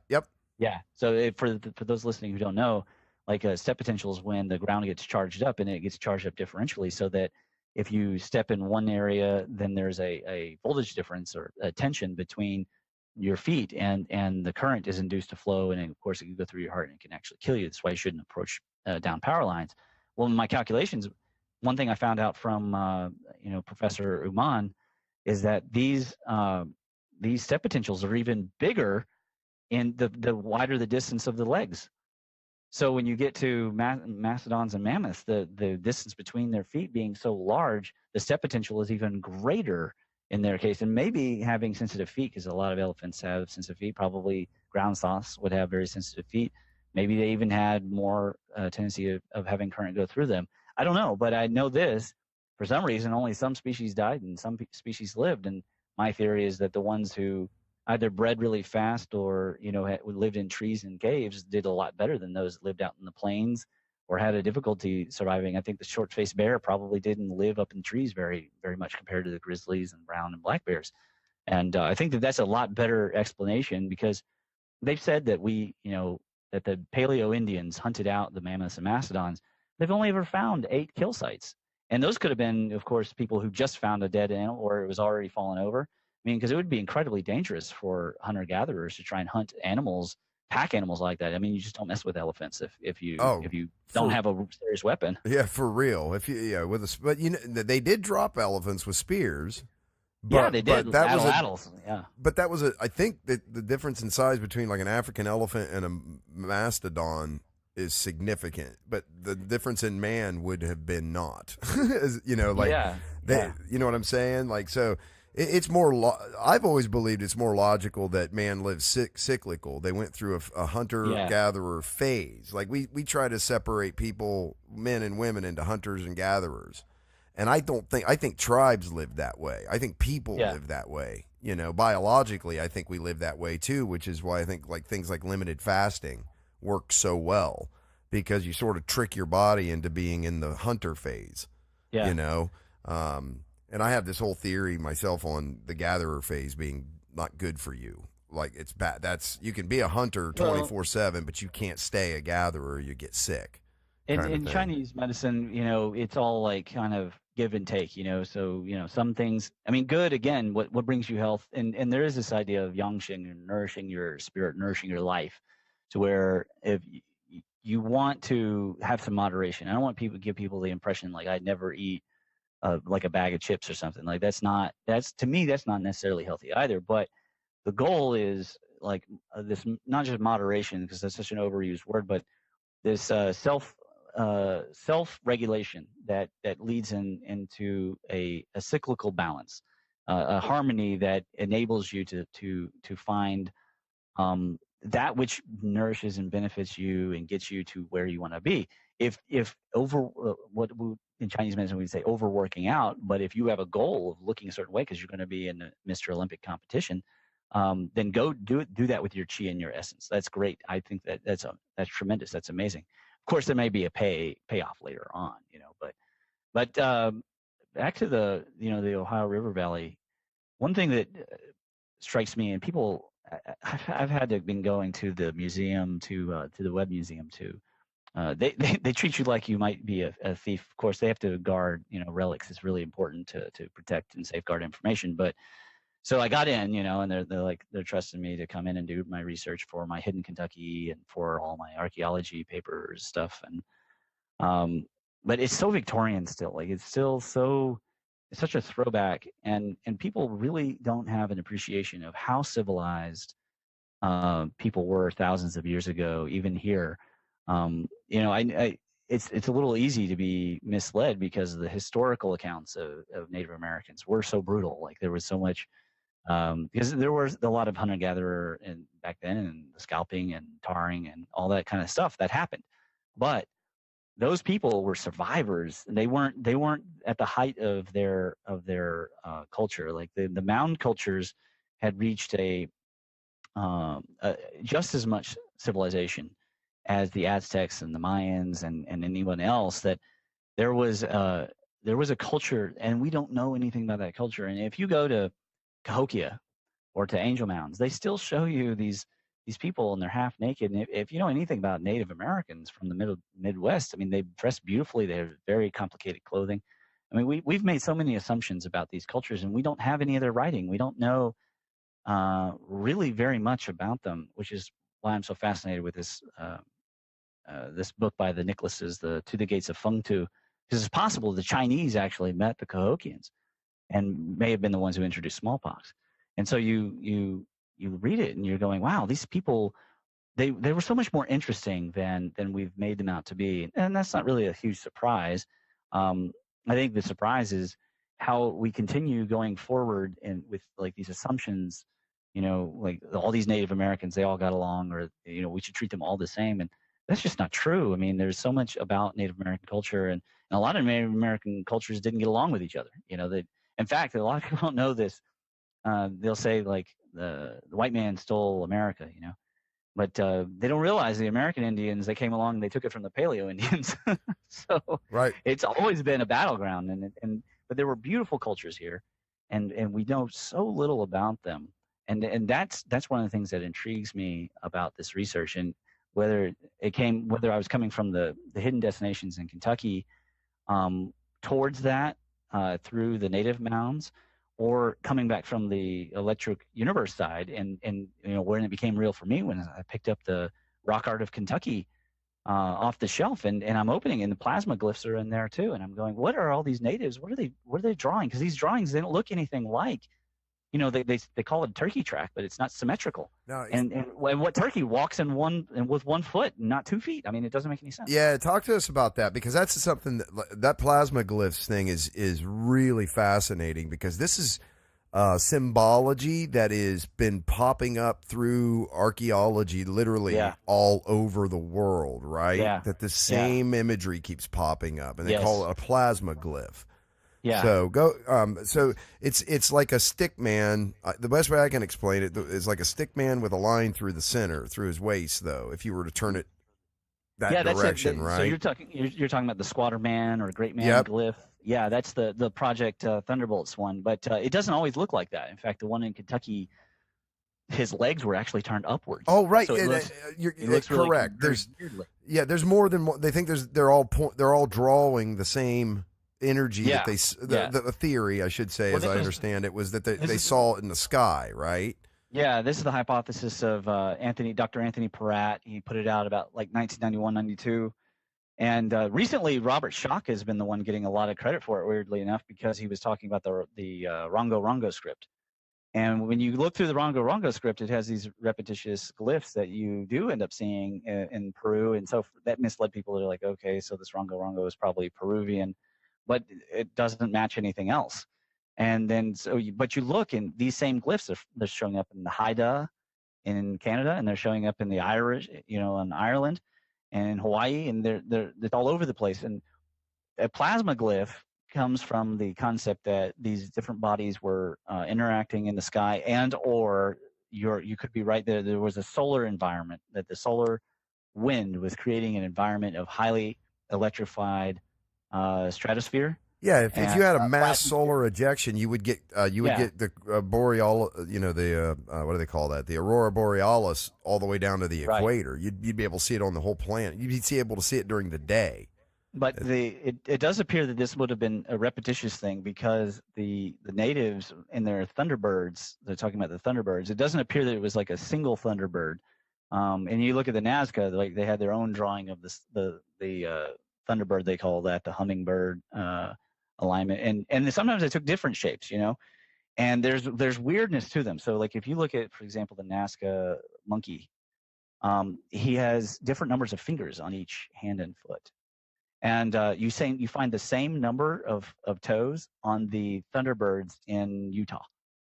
And so they were interpreting these shapes through what they understood about the natural world, and they were then recording it on rock. And they were trying to make it clear to people, like, this is what's important. So, because you don't find, like, if you go to the rock art in Kentucky, you will not find porn, You will not find, a picture of a man with a spear stabbing an animal to death. You will not find all the things that, like Kilroy was here. You don't find that kind of mundanity. You find an interest in things that are bizarre. And some cultures did even more. I mean, the Aborigines have some of the most abstract, what are called therianthropes, these animals. And then, but in the Greek culture, they didn't necessarily put it on rock, but they had all these stories of, humans mixed with animals. And what do all these things mean if they don't have any connection? There's no other way for us to interpret them. So the vast majority of the time they just ignore it, or they'll misname it. Like I say, they'll call it a turkey glyph, and it's not a turkey glyph because it's an Alwyn symbol. Now, was that Alwyn symbol put in by travelers from Wales and Ireland, or is it a little different? And from my analysis, they are different. And the asymmetry of the turkey glyph in Kentucky is matched by the asymmetry of the Eagle Mound in Ohio, and the asymmetry of the alligator mound as well. And they call it alligator, but it doesn't really look like an alligator, and there's no alligators in Ohio. Right. So and it hasn't been for a long time. Yeah. And so there are these symbols that go around the world, like the Alwyn symbol, and unless it really was literally the same culture going around and talking to people and telling them how to worship, I don't think that would work out, because when you look at the stories of Quetzalcoatl and of the Viracochas, I mean, the people fight them off. They're like, go away. We don't want your civilization. So how exactly would you get the entire world worshiping the same things? Or why was the entire world calling Venus the Great Comet? It doesn't look like a comet now.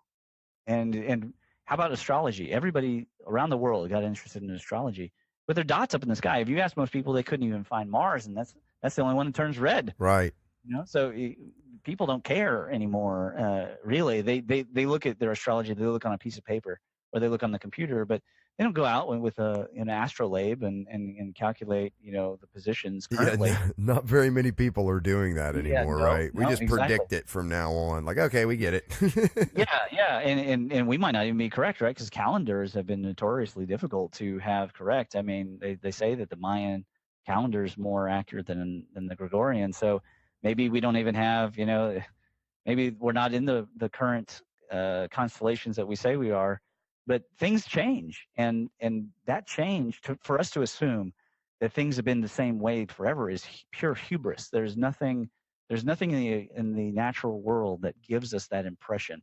And the idea too that the Earth isn't growing is it's almost it's beyond laughable, because everything, we even talk about the birth and the death of the sun, and that it being cooler or being hotter. Of course, the Earth is changing.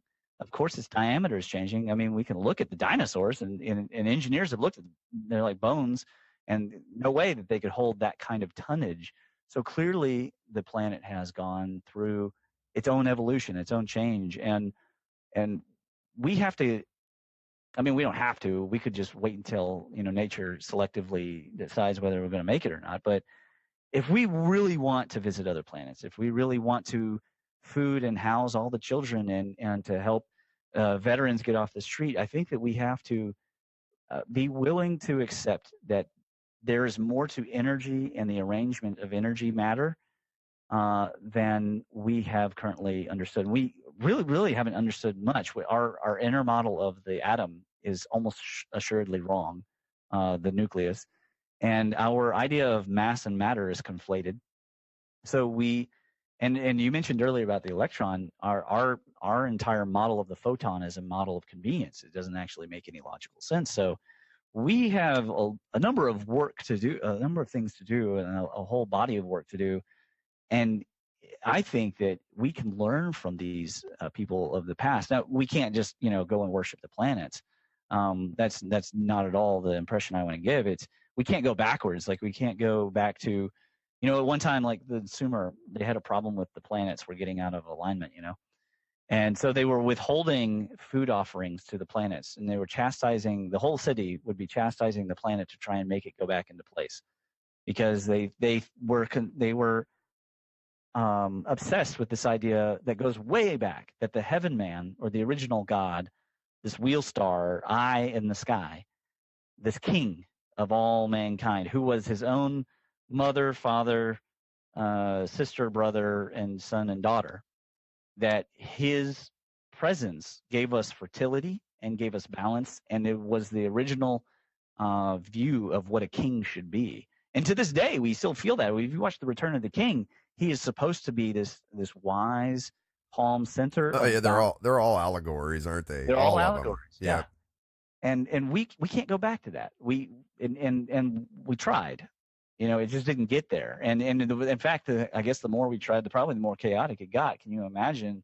By the age of Aries, supposedly the age of Taurus ended early, and Gilgamesh, he kills the heavenly bull, and Inanna is absolutely seething with rage, and so Venus goes haywire, and so mankind's running around having war with each other, going to berserker mode, and the love of bloodlust at that time, it must have just been everywhere. I mean, in China, certainly there were parts of it that were beautiful. There's no doubt that it would have been great to spend a day with Confucius or with Lao Tzu. But the reality is, at that time, there were bodies in the gutter, and if you were a farmer, your son, your husband would be conscripted, and here you are, a woman, and you got to, get all the crops out of this field all by yourself, and you got to fend off any vagabonds who decided not to go off to war. I mean, we can't go back to that, and we shouldn't want to always look back. I think it's positive to look back to a golden era and go, okay, there was some ideal, like the Greek ideal of democracy, but if we really look at it objectively, democracy didn't necessarily work out for Socrates, and it didn't necessarily work all the time. Athens, through its democracy, ended up getting itself wiped out by their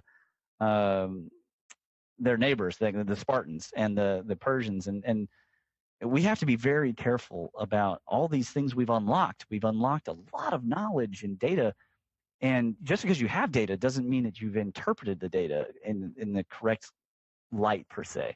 There might be multiple ways of looking at that data. I saw, what was that?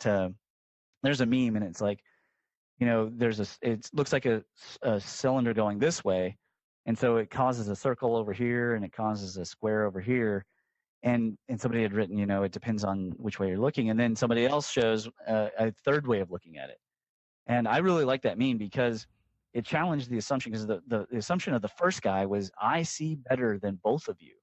I see better than the circle viewer and the square viewer. And then the third guy comes along and says, or gal says, there's actually a whole different way of seeing all of it all at once. Yeah. And that to me is really important and powerful. I like all that kind of like Laurel Yanni stuff. I think it's important for us to do, to engage both halves of our brain. Well, I'm seeing this so I'm 46. I'm old. As an engineer, I work with a lot of young people today that are just coming out of school in their 20s and stuff like that. And I'm not worried. I got to be honest with you, because these people have such a sense of things like footprint and impact, and they don't do things necessarily. I even see this.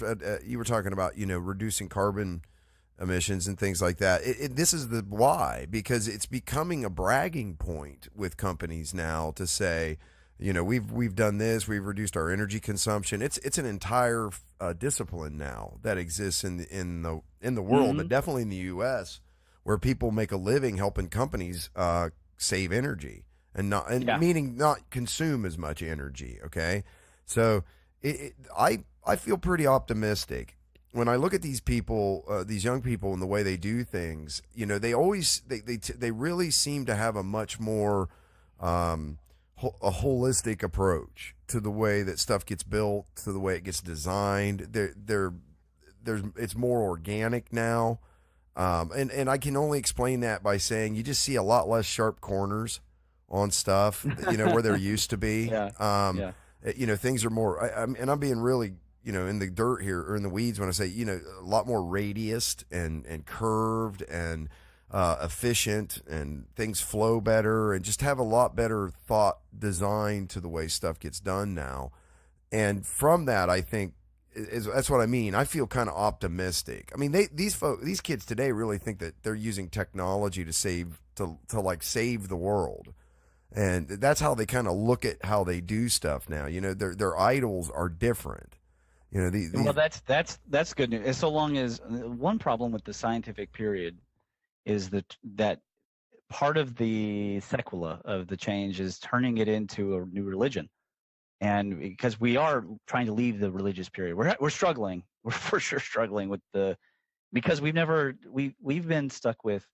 First, we had the one world religion that was based on like planets and the stars, and then we had this entire movement where everybody was basically creating these institutional religions. And now we're kind of moving back towards this idea of a one world religion, but we don't agree, and we are religifying in many ways science, and we have to be very careful with that because it is so dangerous. And as humans, we're still animals. Like we still can chimp out, and we can our passions and our emotions can get the better of us. Especially look at the climate change debate, because people are jumping to a lot of assumptions that are being rapidly overturned by NASA science and the USGS, because as electricity is becoming more understood and how it affects the atmosphere. We are starting to see that some of our assumptions are not there, and yet people will fight very, very bad. Sometimes they'll even, they'll defriend their family on Facebook, and I'm going, my gosh, we have to control our passions and our urges. Although I encourage people should be interested, be very interested in your world, be very interested in each other, but be willing to accept that, hey, this person might not see it the same way. We will find out. And I know that somebody's seething, they're sitting there going, you know what? This is a big issue. There's going to be melting of the ice and the sea's going to rise. You know what? Let me tell you something. It was hotter not that long ago, and it's been colder not that long ago, and mankind lived through both, and animals lived through both. I'm more concerned about how we're mishandling the ivory trade than we are than about our carbon footprint. I struggle too, buddy, with the whole climate change argument, because to me it so misses. Okay, we the problem again for me just goes back to the same thing. It's like to create an energy source that's going to be sustainable for this planet for the future is attainable, okay, today, and it requires moving on to the nuclear scale. It just also happens to be one of the most green energy sources, and you can pack it up. You can put it in a spaceship and put it places where the sun don't shine. There's things like that make it really appealing that way. And so to me, it kind of all these people. So whether the seas raise, drop, we know historically speaking that climate change displaces people. Period. Yeah. We know this happens. We have shit tons of historical documentation that this happens. So we've got to get much better at making those people be able to live where they are, even when things aren't going well. And we have the technology to kind of do that and calm this down, But if the seas come up, I'm with you. What do we do? Okay, what happens to all those people that are displaced from when 95 or whatever it is % of the people that live in the United States live in that affected area because they live near a large body of water, Well, it goes back to resilience and how do you build resilience? Right. I think that resilience, whether it's in one's life or in one's community, is inherently tied to neuroplasticity. I think the ability of the mind to accept and change positions and to really not just critically evaluate, but to also critically imagine. If that's a thing that I can coin here, I don't know. But if I like to think that there's such thing as critical imagination. So, because I don't want to be stuck in a fantasy where I'm only interested in pipe dreams that are really unrealistic things that are going to happen. Like tomorrow we're going to have flying cars. That's not a realistic appraisal of the current situation. And everybody's joking about it. Like, it's 2015. Where's my flying car and my hoverboard? Well, did you go and invent such a thing? Because somebody's tried the hoverboard and it caught fire and it cost a little girl her life. So it's not so easy. We can imagine that we're going to create Millennium Falcons, but if people knew what it took to design just the aesthetic designs of a car, and then all the testing and the electronics and the mechanical, and then safety, and then you have to design an entire industry now. If you're switching to electric cars or even hybrid or hydrogen cars, you have to switch an entire support. A lot of people don't realize it's like Toyota is here in Georgetown, right?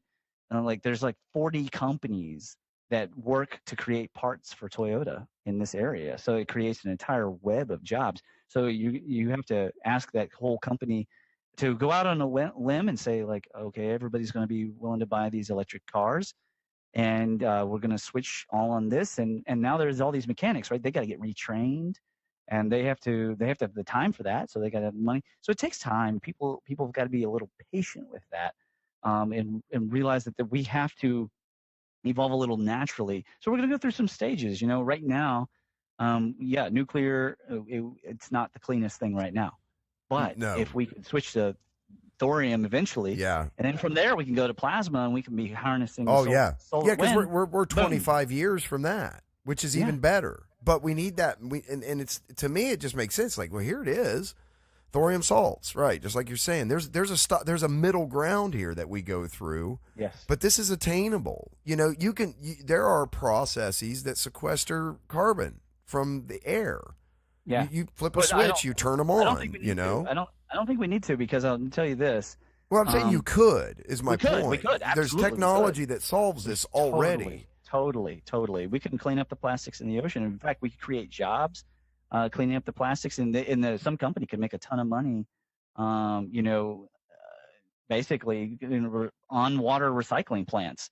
It can be done. It's a matter of, like, do people know? Sometimes I don't think they know. You can start your own business. Like, you don't have to wait for a job. You don't have to apply. If you hate working for somebody else, go start a business. And if you fail at the first one, start another business. You know what? And start maybe 2 businesses. And you will eventually find something that empowers you and empowers your ability to help the world.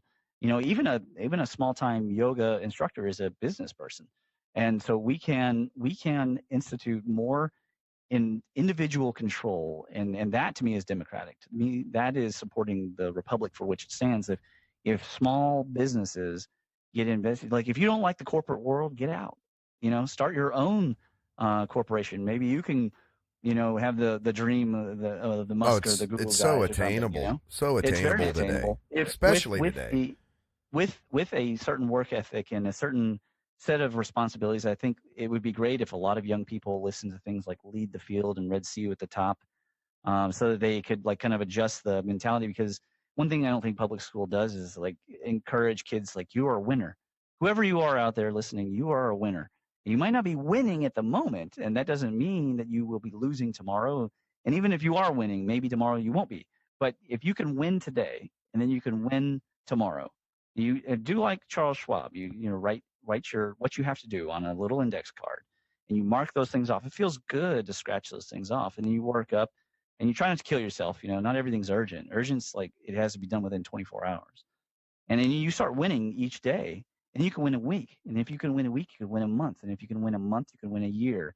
And pretty soon, if you learn some of these extra sciences, if you learn some of the Chinese, the secret sciences or some of the supreme sciences, how to work with the laws instead of against them, you will achieve drastic transformation in your world and in your life. And you can leave a legacy. Maybe you are a smoker, or you're a cancer survivor or something. Maybe you don't want that for your kids.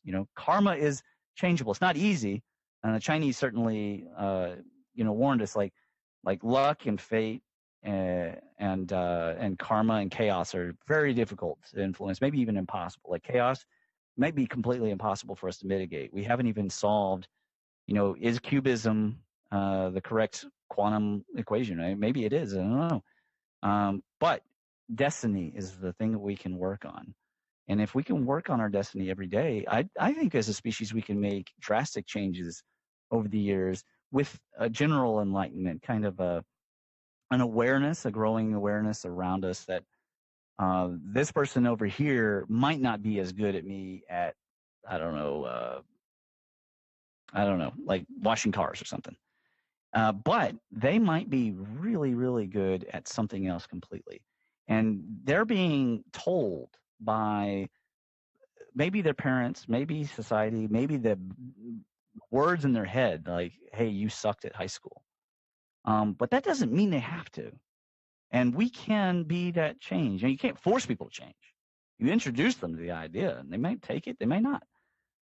But you say to them, you say, hey, you look great today. You're doing a good job, and you give that connection to them, and you start up a conversation, and pretty soon maybe they are interested in green, and you encourage them, and then they go out and they start a farm, or they go to work with business with somebody who wants to change the world. And the more of us who get together who want to change the world in a positive, health-centered environment where we want everybody to have access. We might not all agree what that access looks like, but we want everybody to have pretty much access to health and education and general safety. I mean, there's always going to be some dude who is, he had it rough, and so he's going to take it out on the world. And there's always going to be liars and manipulators. And so, if we could teach kids certain tricks, like from the art of war, maybe they can learn how to deal with that kind of situation with non-violently. I've had self-defense situations that I've never had to beat the other guy up. I could, and I absolutely wanted to, but I didn't have to, because there are tricks to this thing, and energy it is the secret, and it's in the Bible, and it's in Tesla, and it's all around us if we could just focus on energy for a little bit. I guess I might be called like an energist, like Yeah. I'm really interested in I dig connectivity. it. Speaking of things in terms of energy potential, difference of potential, things like that, when you start to look at that not only as a physical science, like here's how I size a circuit for a job, to make a motor move or whatever, but when you actually start to look at some of this stuff in terms of that philosophically, it all starts to kind of help make sense of who you should associate yourself with, what you should put time, or AKA energy into, what you shouldn't put time and energy into. Absolutely. Because I look at it, that's a big part of, like I said, I wake up pretty much every day pretty damn happy. It freaks people out. I tell them I haven't used an alarm clock in like 3 years. Okay, I was a person that couldn't get out of bed. I was just dragging all the time. And in doing this, what I did was I said, here I am, an engineer. I work in this world of specifics, of making sure that things are sized appropriately to be able to do the work that they're designed to do. And I've never taken that approach with myself. That's funny. Right? And I makes went, sense, though. I'm done with, so like, it was all part of, it really hit me hard about a year ago when I separated myself from the great social media debates over politics and humanity and things like that. Like, I just said, this is pointless. I'm done with all of this, because what it was doing was it was causing me anguish, and I was upset, and I said, well, look, that isn't serving me. So what can I do that serves me? And man, everything changed for me. Like, that moment was my Zen moment, whatever you want to call that. That was like my epiphany. And so I've been kind of heading this way for years, but I remove people based on the zero-sum game, which is that you either bring energy, together we're better, but if I'm worse, we're done. Like, 'cause there's no, I don't really and it's not, and you know what? I'm not angry about it. I just look at it as pragmatically as possible. So what that means is I can remove people, for instance. I don't know why I'm focusing so much on people, because this could be jobs, it could be anything, right? But I remove people based on, I'm looking at the math. You don't work, man. Sorry, nothing personal. Yeah, and we're done. You're out of my life, and I'm going to substitute somebody else, that time, for somebody else that's going to be more net positive for me. And that's it. I just make the trades every day. I do it in my diet. I do it in everything. I just trade up every day. Yeah, to me, it's almost like it can be a business-like decision, and in that, if you look at your life sort of like an electric circuit. Some people are capacitors, some are inductors, some are resistors, some are transformers. And I'm a transformer, so I love transforming whatever. However, some people have too much impedance. And if they have too much impedance, I start looking at what's the ROI here? Like, am I getting as much out as I'm putting in? Yep. And sometimes my wife gets after me, because I'll get like, I still have a lot of like principled, opinions. And it's like, I'll defend some guy's honor. I don't even know this guy. I'm defending his honor. But I got extra energy, so I don't mind necessarily to spend that if what it gets out of it is I feel better about regulating my world or my set of beliefs. Now, could that be me holding on to the past? Quite possibly, because I'm as human as anybody else, and I'm a dude. I'm getting older, so you give a little less shit every day. But one thing I don't stop caring about is that if everybody I meet, I first of all, I give them the opportunity to be, here's my trust, and here's some faith that you want to do better. Now, I don't know that for sure, and they may not. They may be on the con, but I give them at least enough space to go, hey, this is what my energy is, and we can work together. Like we can exist in the same space without it being a niche competition and reducing to that common denominator of biological programming. And if we can get past that, I can get along with just about anybody. I love going to New York and riding on the subway. It doesn't bother me in the least. Like these people aren't bothering me. Not even the guy who's panhandling there. I'll give him the 5. Everybody's looking at me like, why'd you do that? But listen, my pocket was too heavy and his was too light. That's all for me. That's it. And I make that decision in the moment. I may see another person and I'm like, nope, they're not getting nothing. I do that because of the energy. I let the energy decide. Now, do I have sometimes regulate? Absolutely. Like right now, I'm doing this whole food diet basically. So no bread sucks. Sucks to be me, but it's good for my body long term because too much of the same one thing over and over again, it causes your system to become over dependent on that one ideal source of calories. And as I said earlier, calories is not the same as chi. There's a lot of things we all know. There ain't no chi in a ho-ho, but you might want to eat it, and that's, you pay for that. If you do, no problem. But if you do that all the time, unless you're that guy from Supersize Me who can eat McDonald's every day, Right. I just don't think it's a good idea. I certainly can't. I'm not lucky enough that I wake up every day and I'm like super brilliant. I got a lot of displaced energies that are moving about. So I'm always doing a little bit of meditation. I'm working with my mind map, trying to get things set. Like I say, I'm a kind of an alchemist on the inside. Like I'm all about transforming, like create the Dharma land around you. Now I'm not a monk. I'm married. I got kids. So like I don't sit here and pretend that I'm more moral or like I'm going to sit here and be a yogi. It's funny. We were talking a little bit about that energy vampires around you and everything. My brother, he's 17 years younger than me, and he sends me a link, and it's this guru, and he's talking about. I assume he's a guru. That's the way he's dressed and everything. And he's talking about energy vampires, and he's like talking about, do you come away from that conversation more empowered and energized or more drained? It's really, he's reducing it to be that simple. I think it's a little too simple, but my brother, I was like, why do you agree? And he's like, yes. And I said, and why do you think I ask? And then he's like, well, I don't know. I think of you more as a role model than as a guru. And I was like, I'm definitely not a guru. I don't want to be seen as a guru.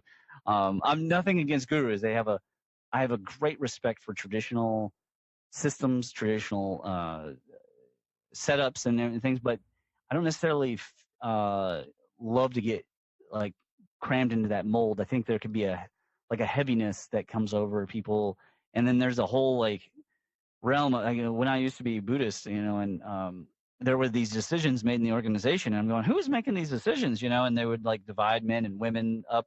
And I mean, I understand because it was Asian, it was like Japanese and Korean. So I'm like, what? Why is this so like all the women are the greeters and all the men are parking the cars? Like, who is making these decisions? Is this like a group? I could never figure it out. There's the darndest thing.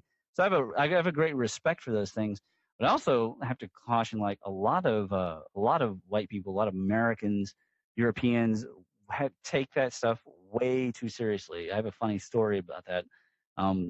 Out in San Diego, there's a Zen temple, and I took my other brother, and my son, who I only had one child at the time, and we go out there, and they're having the quiet time, and of course my boy, he's like a toddler basically, or just a little older. He's not paying attention to that, and this woman got so stern.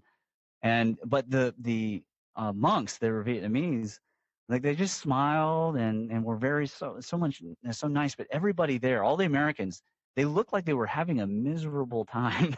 They did not look like they were enjoying the experience.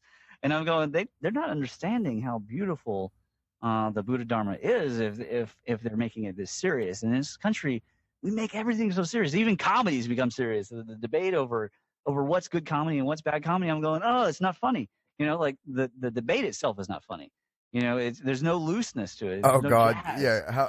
Classify comedy. Okay, good luck. Good luck with that. What people find humorous. yeah.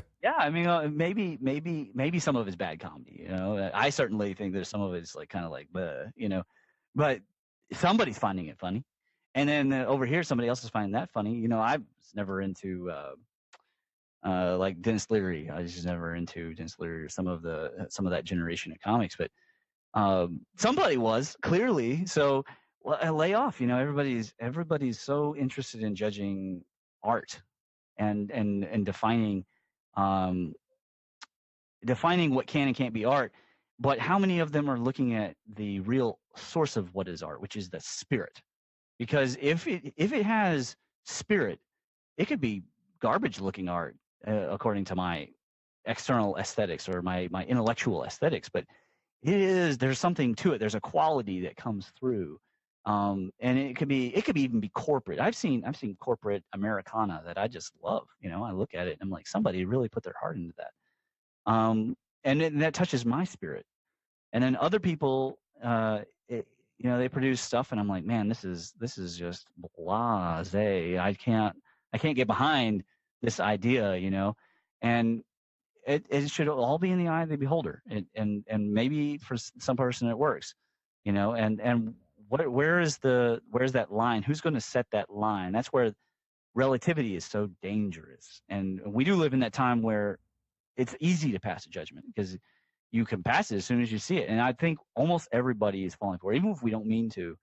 And it's so easy. I mean, whether it's a YouTube comment or whatever, because we have these certain biological triggers, these programs in our brain that make it very hard. You have to work at overcoming those things. I do too. I'm just like everybody else. I do not think that I have any special ability to overcome that. It takes work for me to tune that down, because there's an assumption machine that goes on inside of us. And I think that my one success outside of family and a business is challenging myself to constantly evolve and to break a mold. Because after I stopped being atheist, I thought, I was pretty comfortable, but the universe kept challenging me, and it was like, here, you think you know about this? Here, try this. Oh, you did well with that patient? Here's a harder version of that. It's true. Yeah, it's really hard when you fail to save someone's foot because they were going to lose that foot and you were it. And then you fail that again. That is a total slap in the face. And you're going, man, there's something about this I don't understand. And of course, there are different cases and they have different ideologies. But it's sitting there telling you don't know enough.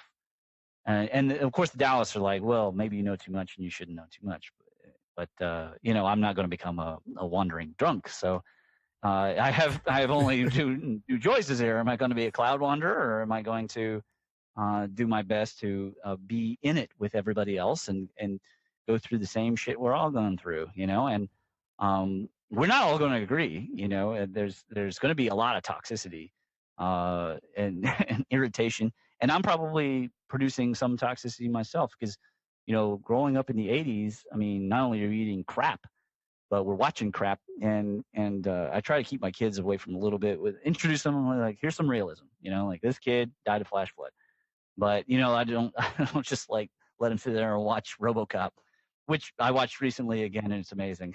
Yeah, it still is. Holds up. The original one, right? Oh, amazing. Yeah, the So, original. definitely holds up. I like the new one though more than other people. I thought that the discussions in it were so poignant because it hit on what does it mean to be human? Can you just change the dopamine in people? There's so many things in that movie without it. It wasn't too preachy.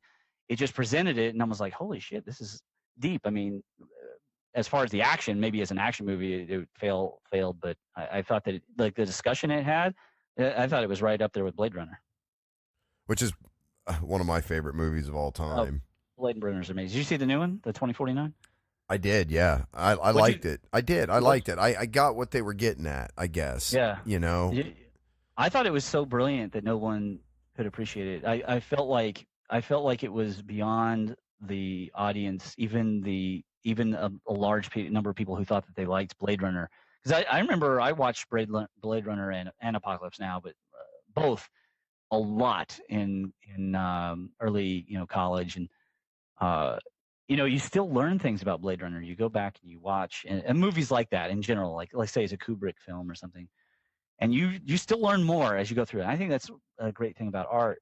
And so when I saw this new 2049, I haven't seen it the second time because it is such an investment of time and emotion. And I kind of got to be in a kind of a morose or nostalgic mood. There's a word I can't remember it, but it's like nostalgia for a place you've never been. And I thought it was genius. I thought it was so genius that they needed a new award category because nobody was going to know how to categorize this film. It was jaw dropping. And I don't know. It's so apropos right now talking about AI, talking about all these changes come down the pipe. The internet of, what do they call it? The Internet of Things, right? The smart cars and the smart, as your refrigerator's like an altered carbon. I also saw this one that is not a good movie, but IT, and it had Pierce Brosnan, and like the shower is spying on the girl, and then the hacker, he puts it like out to all of the kids that she goes to school with. I'm like, that could happen. That could happen conceivably to a non-rich family within the next 10 years. Isn't it funny? Yeah. It's always been hilarious to me that the big concern with big data is having naughty pictures of our sex bits.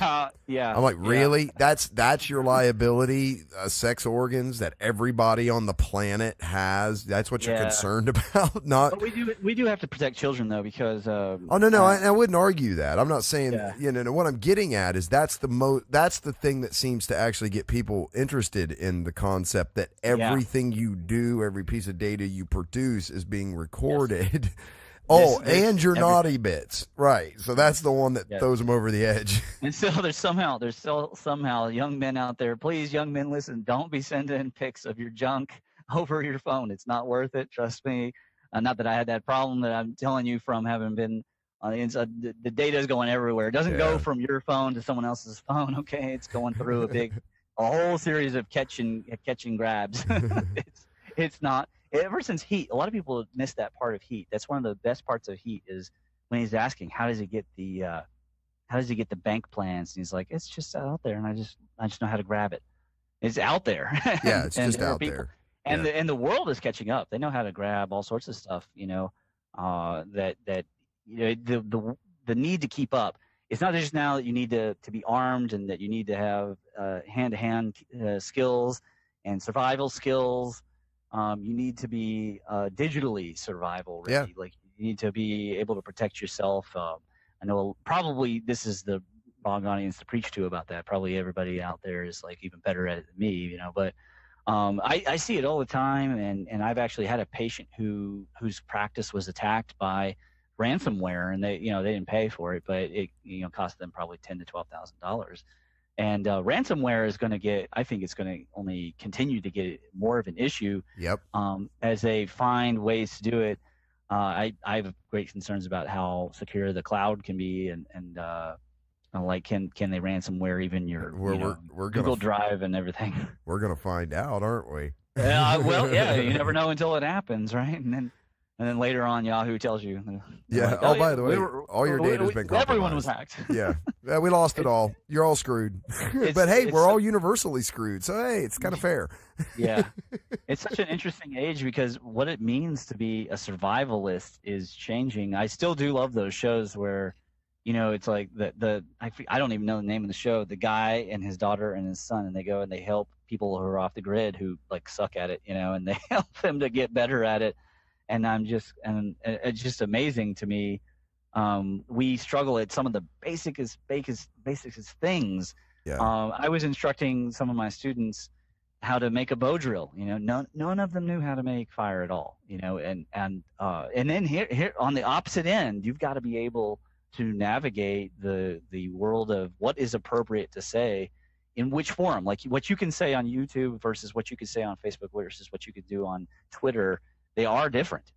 And there's a whole survival game there to making sure, like, maybe that you don't make some guy mad who's going to dox you or even come to your house or just say something. A lot of people getting fired. I don't have to worry about that because I have my own business. But there's stuff that people need to know, and there's no manual. Like there's no we're not giving kids any kind of survival manual in high school. We're not only not screening them to be like, hey, did you play too much GTA and now you look kind of whacked out, but like, are you ready? Do you know how to interview? I had a millennial come in. This was pretty funny.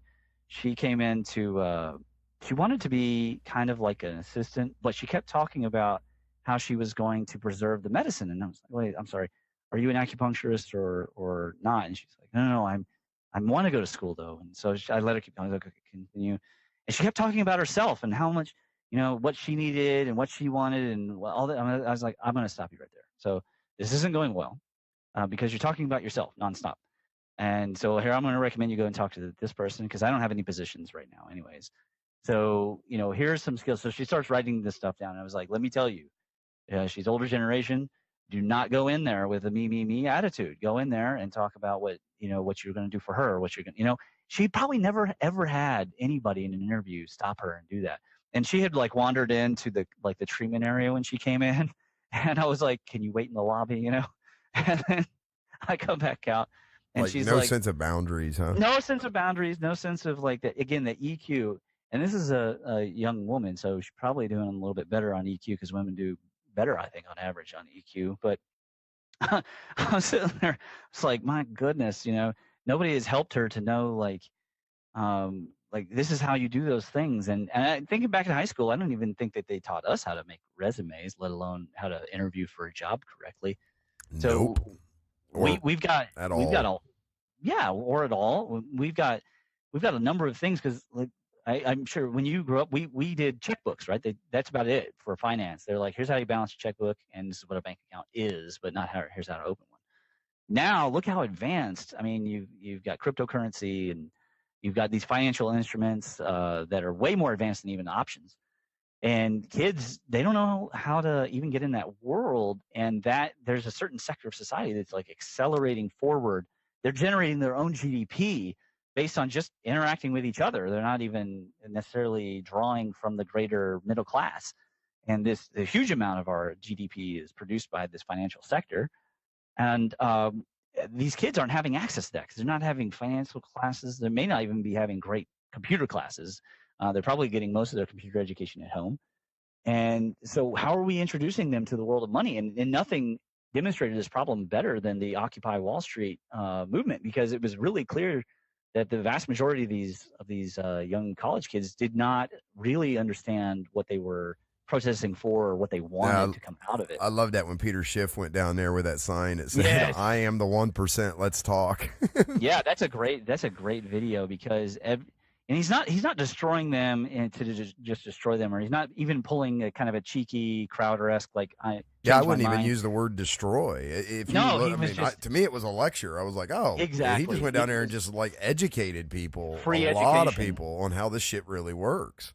Yeah, they were totally they were misinformed to the point where they hadn't even watched Zeitgeist, let alone did they know what the Federal Reserve System is. Don't you even talk to me if you haven't watched Zeitgeist. All right, we're done. I can't even have a conversation with you, right? Yeah, they're going, my God, and I try every moment to let people you've got to read Modern Money Mechanics if you really want to understand the financial sector and what is, really, really running. Confessions of an Economic Hitman. Yeah, these are basic things that enable survival. I'm not saying that my system is better than everybody else's system. Okay, that would be incredibly arrogant of me. And I haven't achieved everything, right? Maybe, for example, like Musk has a better system.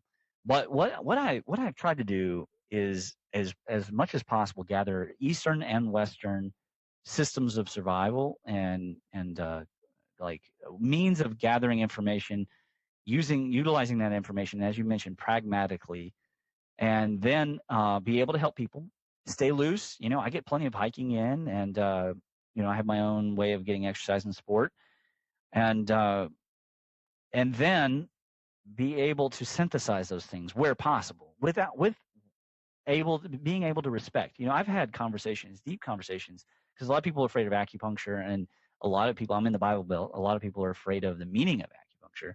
And so I've had deep conversations about some energy stuff and spirit with like Pentecostals and Mormons. They freak out when they realize you're talking about the same thing, huh? Well, yeah, man. And when you bring the energy, when you actually bring the energy to the room, and the light in the room seems to be changed, and you're looking into their eye and you're exchanging this spiritual level information, and then they realize that they are with you and you are with them, and then it takes on a whole new meaning, because there is a greater depth of understanding to Christianity for people who really want to study like what Christ is up to. I mean, if people think he was running around talking about how virtuous he was, it's like, I'm so charitable, I'm so compassionate. That's not what he meant by virtue. He was the original virtue signaler, right? Yeah, exactly. No, that word, sometimes it's translated as power, sometimes as virtue. That word in Chinese is de.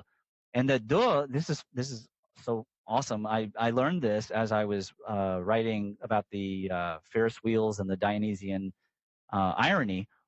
That word, not only does it go back to the ability to look a man in the eye, and the whole like genitals, but it goes right back to the eye in the sky, not just like a man in his eyes, but the eye above in the sky, and then the genitals being actually the cosmic pole and the cosmic mountain.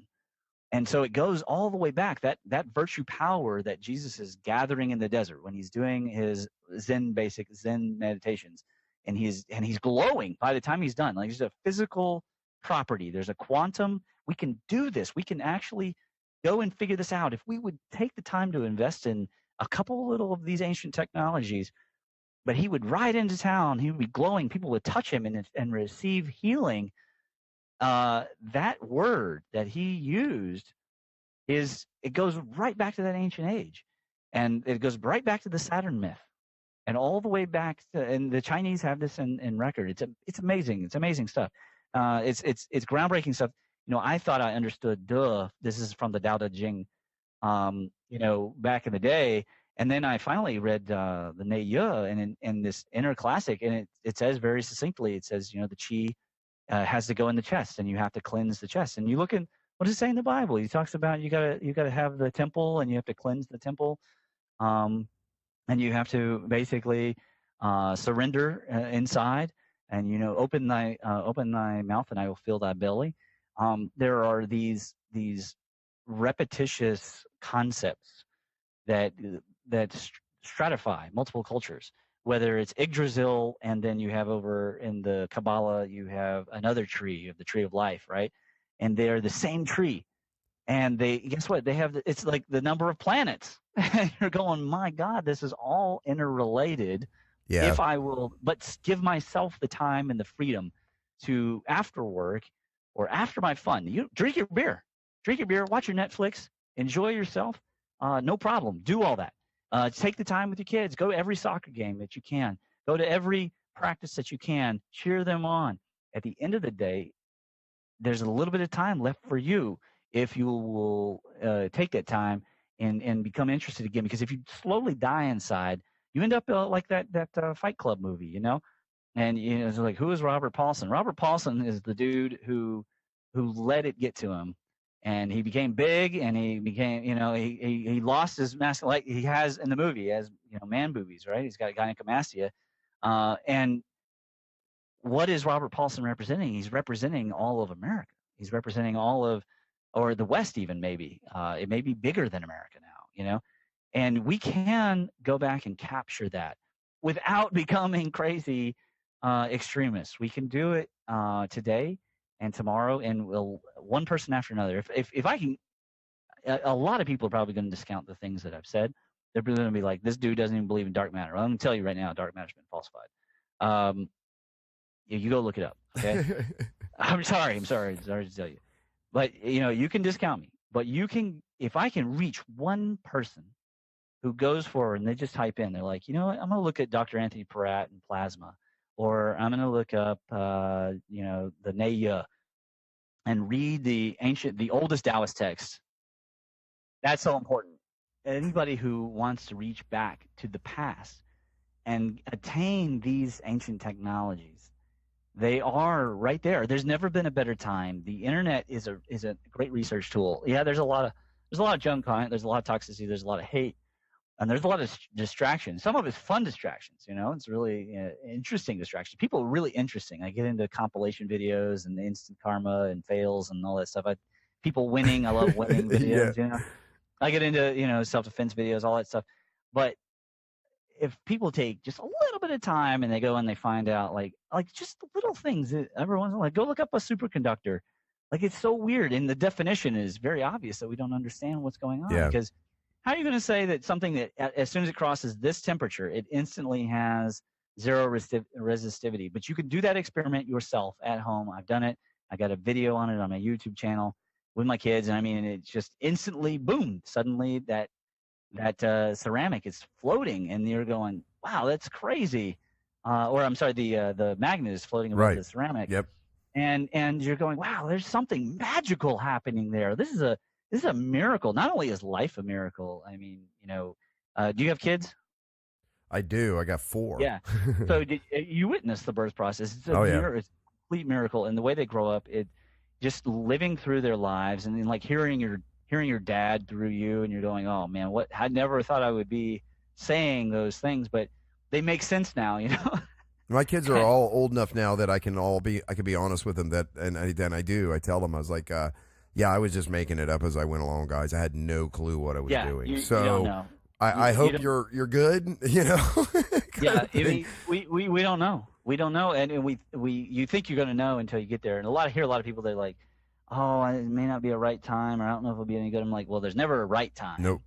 And you're gonna suck it sometimes, but other times it's all like instinctual. You're gonna know what's right when the moment comes up, and you're gonna make mistakes. I mean, I've made mistakes. My wife's made mistakes, and you're there for each other, no matter what kind of marriage you have, Mm-hmm. And you help each other, but bring them up to believe that the world is interesting, that each other are interesting, that neighbors are interesting, and they're not all perverts and rapists and pedophiles and murderers, right?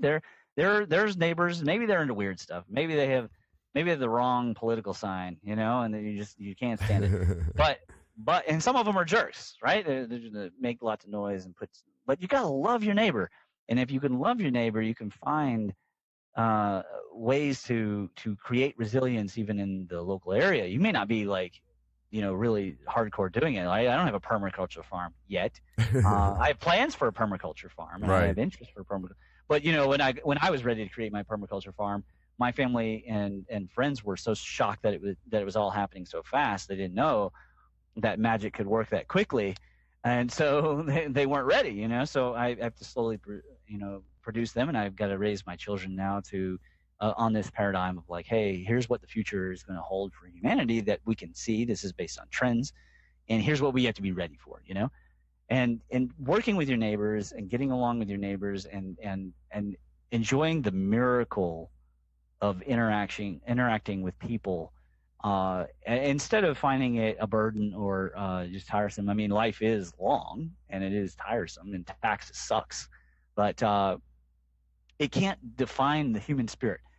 Only if you let it will it define you. And it has at times tried to define mine. I've had crazy astral experiences, kicking stuff out. I get astral treatments all the time. I also sometimes I run clinics in astral. I wake up tired because I'm like, I've been doing acupuncture all night for people, somewhere else. I'm like, heck on it.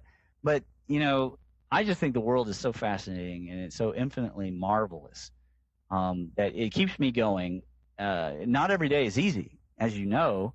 I do recommend people get a happy light. If you're like me and you get seasonal affective, get one of the little happy lights, the bright white. You just set it next to you while you're working on the computer. And there's something about it. It does a really good job. Or just practice smiling. That's also pretty good. I tell people, and I mean, kind of coming full circle with, I think where you're getting at, and the way I sort of feel about this too, is that I don't really care how a person gets there, just get there. And what I mean by that is, like, find however you figure it out, man, to live, in a cooperative way with the universe and whatever you want to call it. Yeah. I don't care, because it's all this, to me at this point, it just seems like it's all the same.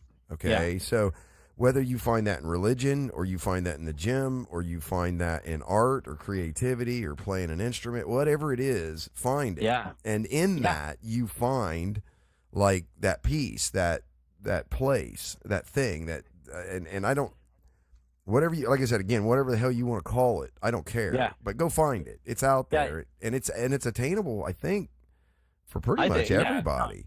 It is. I tell people, feng your shui. Yeah. Right? Feng your shui. I had a friend who didn't feng his shui, and he committed suicide. It was hard for him because he was a metal dude. He had no metal in his astrology chart, so he was like super metal, death metal all the time, guns, he was just always really intense like that. And I loved him, but he made it hard, and it is hard. Like, it can be hard. I totally get it. He was in pain, drugs, alcohol, and you try to reach out, and he didn't always understand the way that you're reaching out or trying to help him, but he was so passionate. He was a really good soul. He didn't take anybody else out. He just took himself out. And it's only though, like, he couldn't find that flow when it wasn't natural, right? When he was out in the woods, it was totally natural. It was no problem. But when he was in a social environment, it was really difficult. And I know that there's probably a whole lot of people, like, they struggle like that. I see it on YouTube. I see these hilarious comments, like, that's my life, Right. Yeah. And what they mean is I'm the one who's way up late at night and nothing's going right and all that. And I want to reach out and be like, it doesn't have to be, Will the system set you up for success? It hasn't set me up for success. I was born, like, first of all, I was like being choked to death by the umbilical cord, and then I had pyloric stenosis, and the doctor was just like telling my parents, just feed them different formula, so I was like dying for the first 3 months of my life. I was throwing up. Pyloric stenosis makes you throw up. So, life is not easy. My first boxing match was when I was age 3, and I lost. So good Lord, I got to beat the shit out of me. So, life is not easy, and you don't have to be positive all the time. But if you are at least a realist, and the glass is then sometimes half full, you can find a way to overcome almost anything. I mean, there's people with way more inspirational lives than me, whether they were, they're champions and they're handicapped, or they overcame something, or they're cancer survivors, or they're freaking Helen Keller, right? Yeah. Somebody has done something amazing. If you feel like you're in a place where everything's shrinking, get out to where it's not. Nature it's this wonderful. It is the Tao. So when you go out there, the electromagnetism is nature, is the Tao, and it is God. It is all this energy flow that is happening all around you, and it can change everything for you. And when nothing else is working, you can trust nature, to be full of bugs, but also to be full of wonder. And I mean, the things that I've found in Kentucky, which I grew up here, and I thought there was nothing, I thought there was just a few things that were pretty cool, but they were over, everybody's going there. And just doing this hidden destinations Kentucky map, it's been overwhelming. For 5 years, I've been going this place and this place and this place, 200 to 300 places a year, and I can't seem to get to the end. And I'm trying to get this book published, books, but I have to go and photograph. And my wife, she's going, you need to stop. And then I'm looking, like, just this last Sunday, and I'm looking at the Google Maps of Louisville. I'm like, I'm going to go to Louisville. It's going to be beautiful out. And I come across this thing called the Rathskeller, and it's Al Capone's secret bar in Louisville. And I go, and it's totally beautiful. It's architecture that I didn't know was there. And I got all these photographs of it. And then I pop over to the Jefferson Community College, and it's this old seminary, and now it's a community. I'm like, man, I wish I went to college here. It's beautiful, and it's Gothic. And then it turns out that Lee Pennington from the Ancient Kentucky Historical, he taught there for 34 years. So it all comes like full circle. And I'm like, well, no shit, you know? And I just went. And when you go in your brain, again, you achieve that neuroplasticity. I guess I get the extra benefit when I acupuncture people. I get to work on my neuroplasticity. But even when I'm driving, I love to do what I call like world popping, you know, like you pop into this other way of living or a past or a parallel, or you get to imagine what it would be like. Or maybe you go to the old movies, and maybe you remember Blade Runner and you watch that movie in your head while you're driving. Either way, you're unplugging. Get out of the 40-mile radius of your hometown, because it can be toxic to be smothered like that. I think that cabin fever is just people, like, there's stuff that comes out of the body. I think it's energetic and it's measurable. I've definitely found it in the room. It's definitely been present in the room. And I don't just mean cigarette smoke, because that stuff comes out of people's bodies. But there's like an energy, and it can fill up the room, and it's usually the people that are depressed. And so when you get that stuff out of you, you feel so much better. So get out of the house. Or if you're a homebody and you're introverted, cool. Spring clean 5 times a year. Rearrange, refeng shui your environment and your friends list, and call up that friend you haven't talked to in a while, because you know that you've got one or two that you just haven't kept up with. It's muscle confusion. It's good for you. Yes, exactly. Change things up, do different things, go out and do different stuff. It really is. I believe that. And now I live for experiences so that I can come on this show and talk about it, right? So there's like this weird like paradigm shift that I've had. So there's no travel that I do that I dread. There's no job that I go to that I don't want to, because it's always an opportunity to experience something new or talk to somebody new.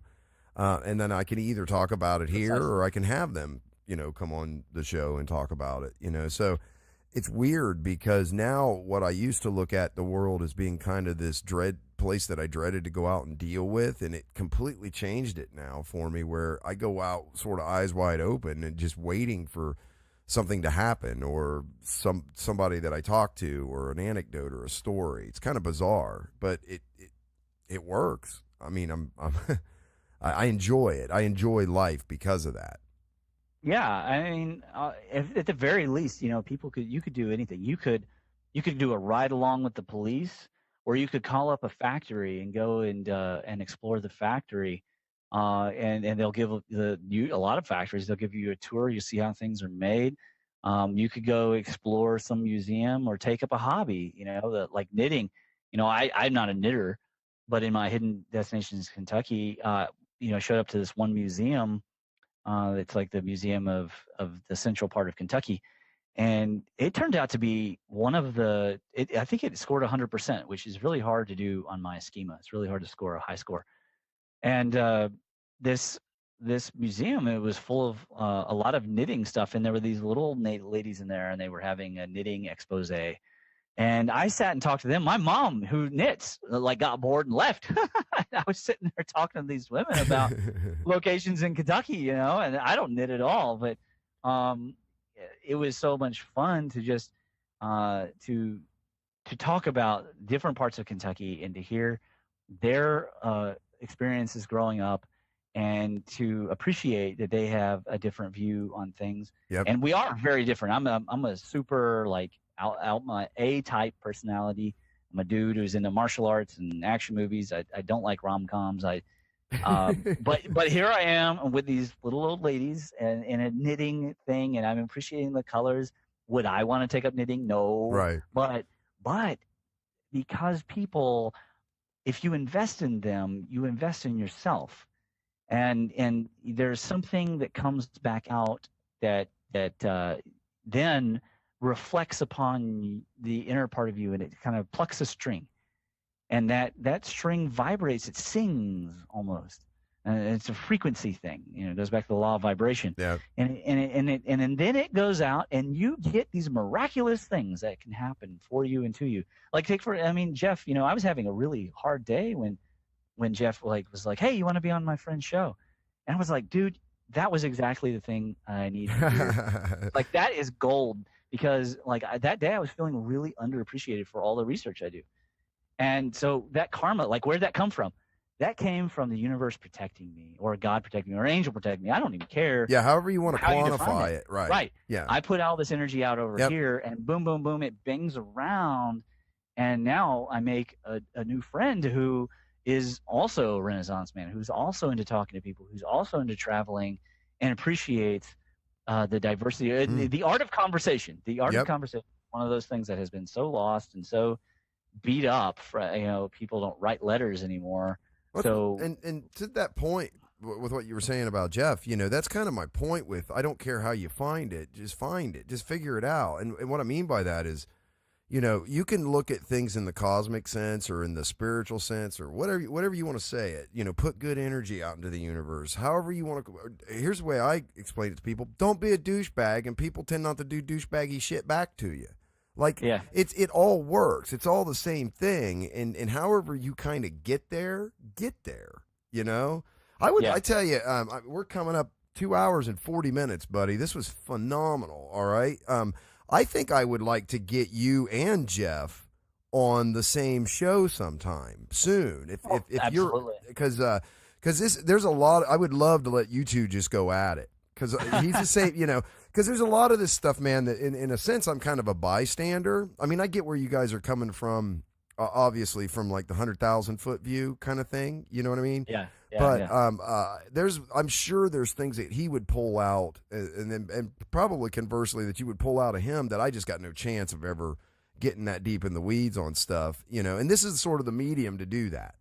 Yeah, we hit on a lot of different types of topics, but one thing that I hope you're coming back. I want you back on to come problem. in, because this was rich. I mean, very thick stuff, and I think that there's going to be people that listen to this podcast, because we went over things remember when I slowed you down and was like, hey, just expand on what you mean by the age of Aquarius and stuff, because I get the sense that there's people that probably are going to listen through this, and some of the things you've said, they're going to be like, huh?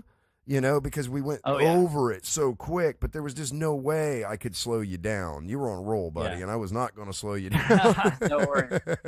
There's an entire shameless plug, I guess, but I don't make any money. On the Electric Universe Gateway, there's a whole series of EU, because I just did a show this past Monday. There's a whole EU series that I do with Madam Catherine Kaufman. And you sent me that link. Yeah. There's that was the 14th episode. So there's going to be a whole bunches of those. And then there's all my papers, and then the Chunjin portal. And, I put out a lot of free resources to help people get caught up, because I am deep. I mean, I entered these waters an ignorant pleb when all the way back to old Don flicking me in the eye. I knew jack shit, and I thought I knew everything. Whenever I meet a young guy like that, I just want to smack myself or smack them too, because they don't realize how much they're limiting their possibilities of experience. I did have the fortunate experience one time of taking a metal guy and opening him up, and he was in data work or whatever.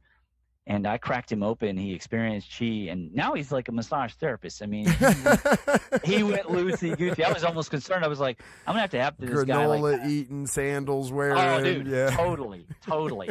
And I was like, I'm going to have to help this guy find boundary, But it's beautiful. It's beautiful to help people awaken to something, and to give them an experience. Of course, it helps me in my bodhisattva experience, to help other people become bodhisattvas as well, to be a teacher.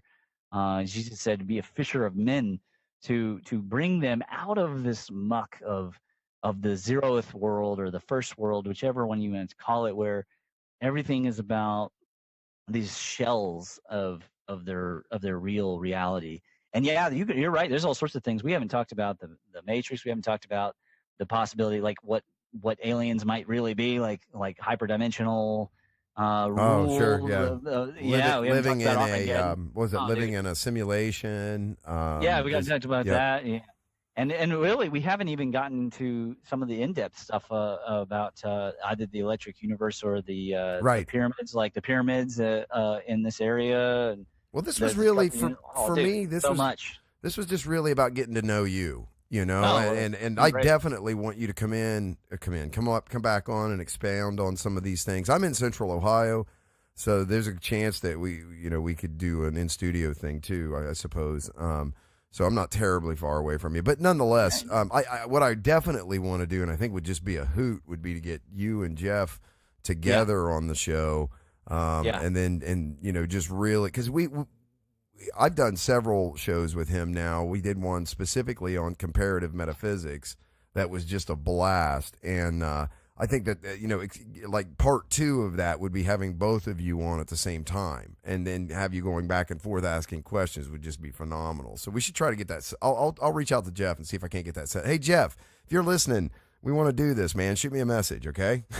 Yeah, that'll be a lot of fun, man. I look forward. I love talking with people, and it's been great having me on here. That I just thank you, and it's good that somebody's out there doing it. Host the podcast, get everything open, let people speak. They might get really frustrated or upset or bring up something intense.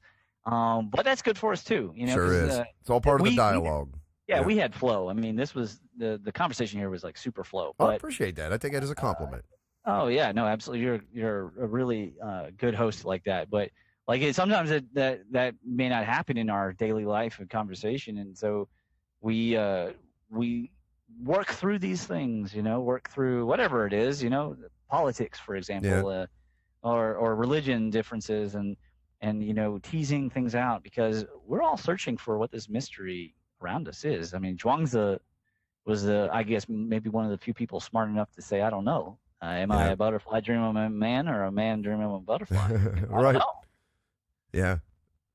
Yeah, it's the great question, isn't it? Yeah. Well, this is for me, this is about making friends, okay? And a lot of it is about meeting people, and I don't think people realize this, but we had very little correspondence before you came on the show, right? So I like to bring people on the show and then learn who they are with the audience a lot of times. So in a sense, that kind of makes it easy for me. You know what I mean?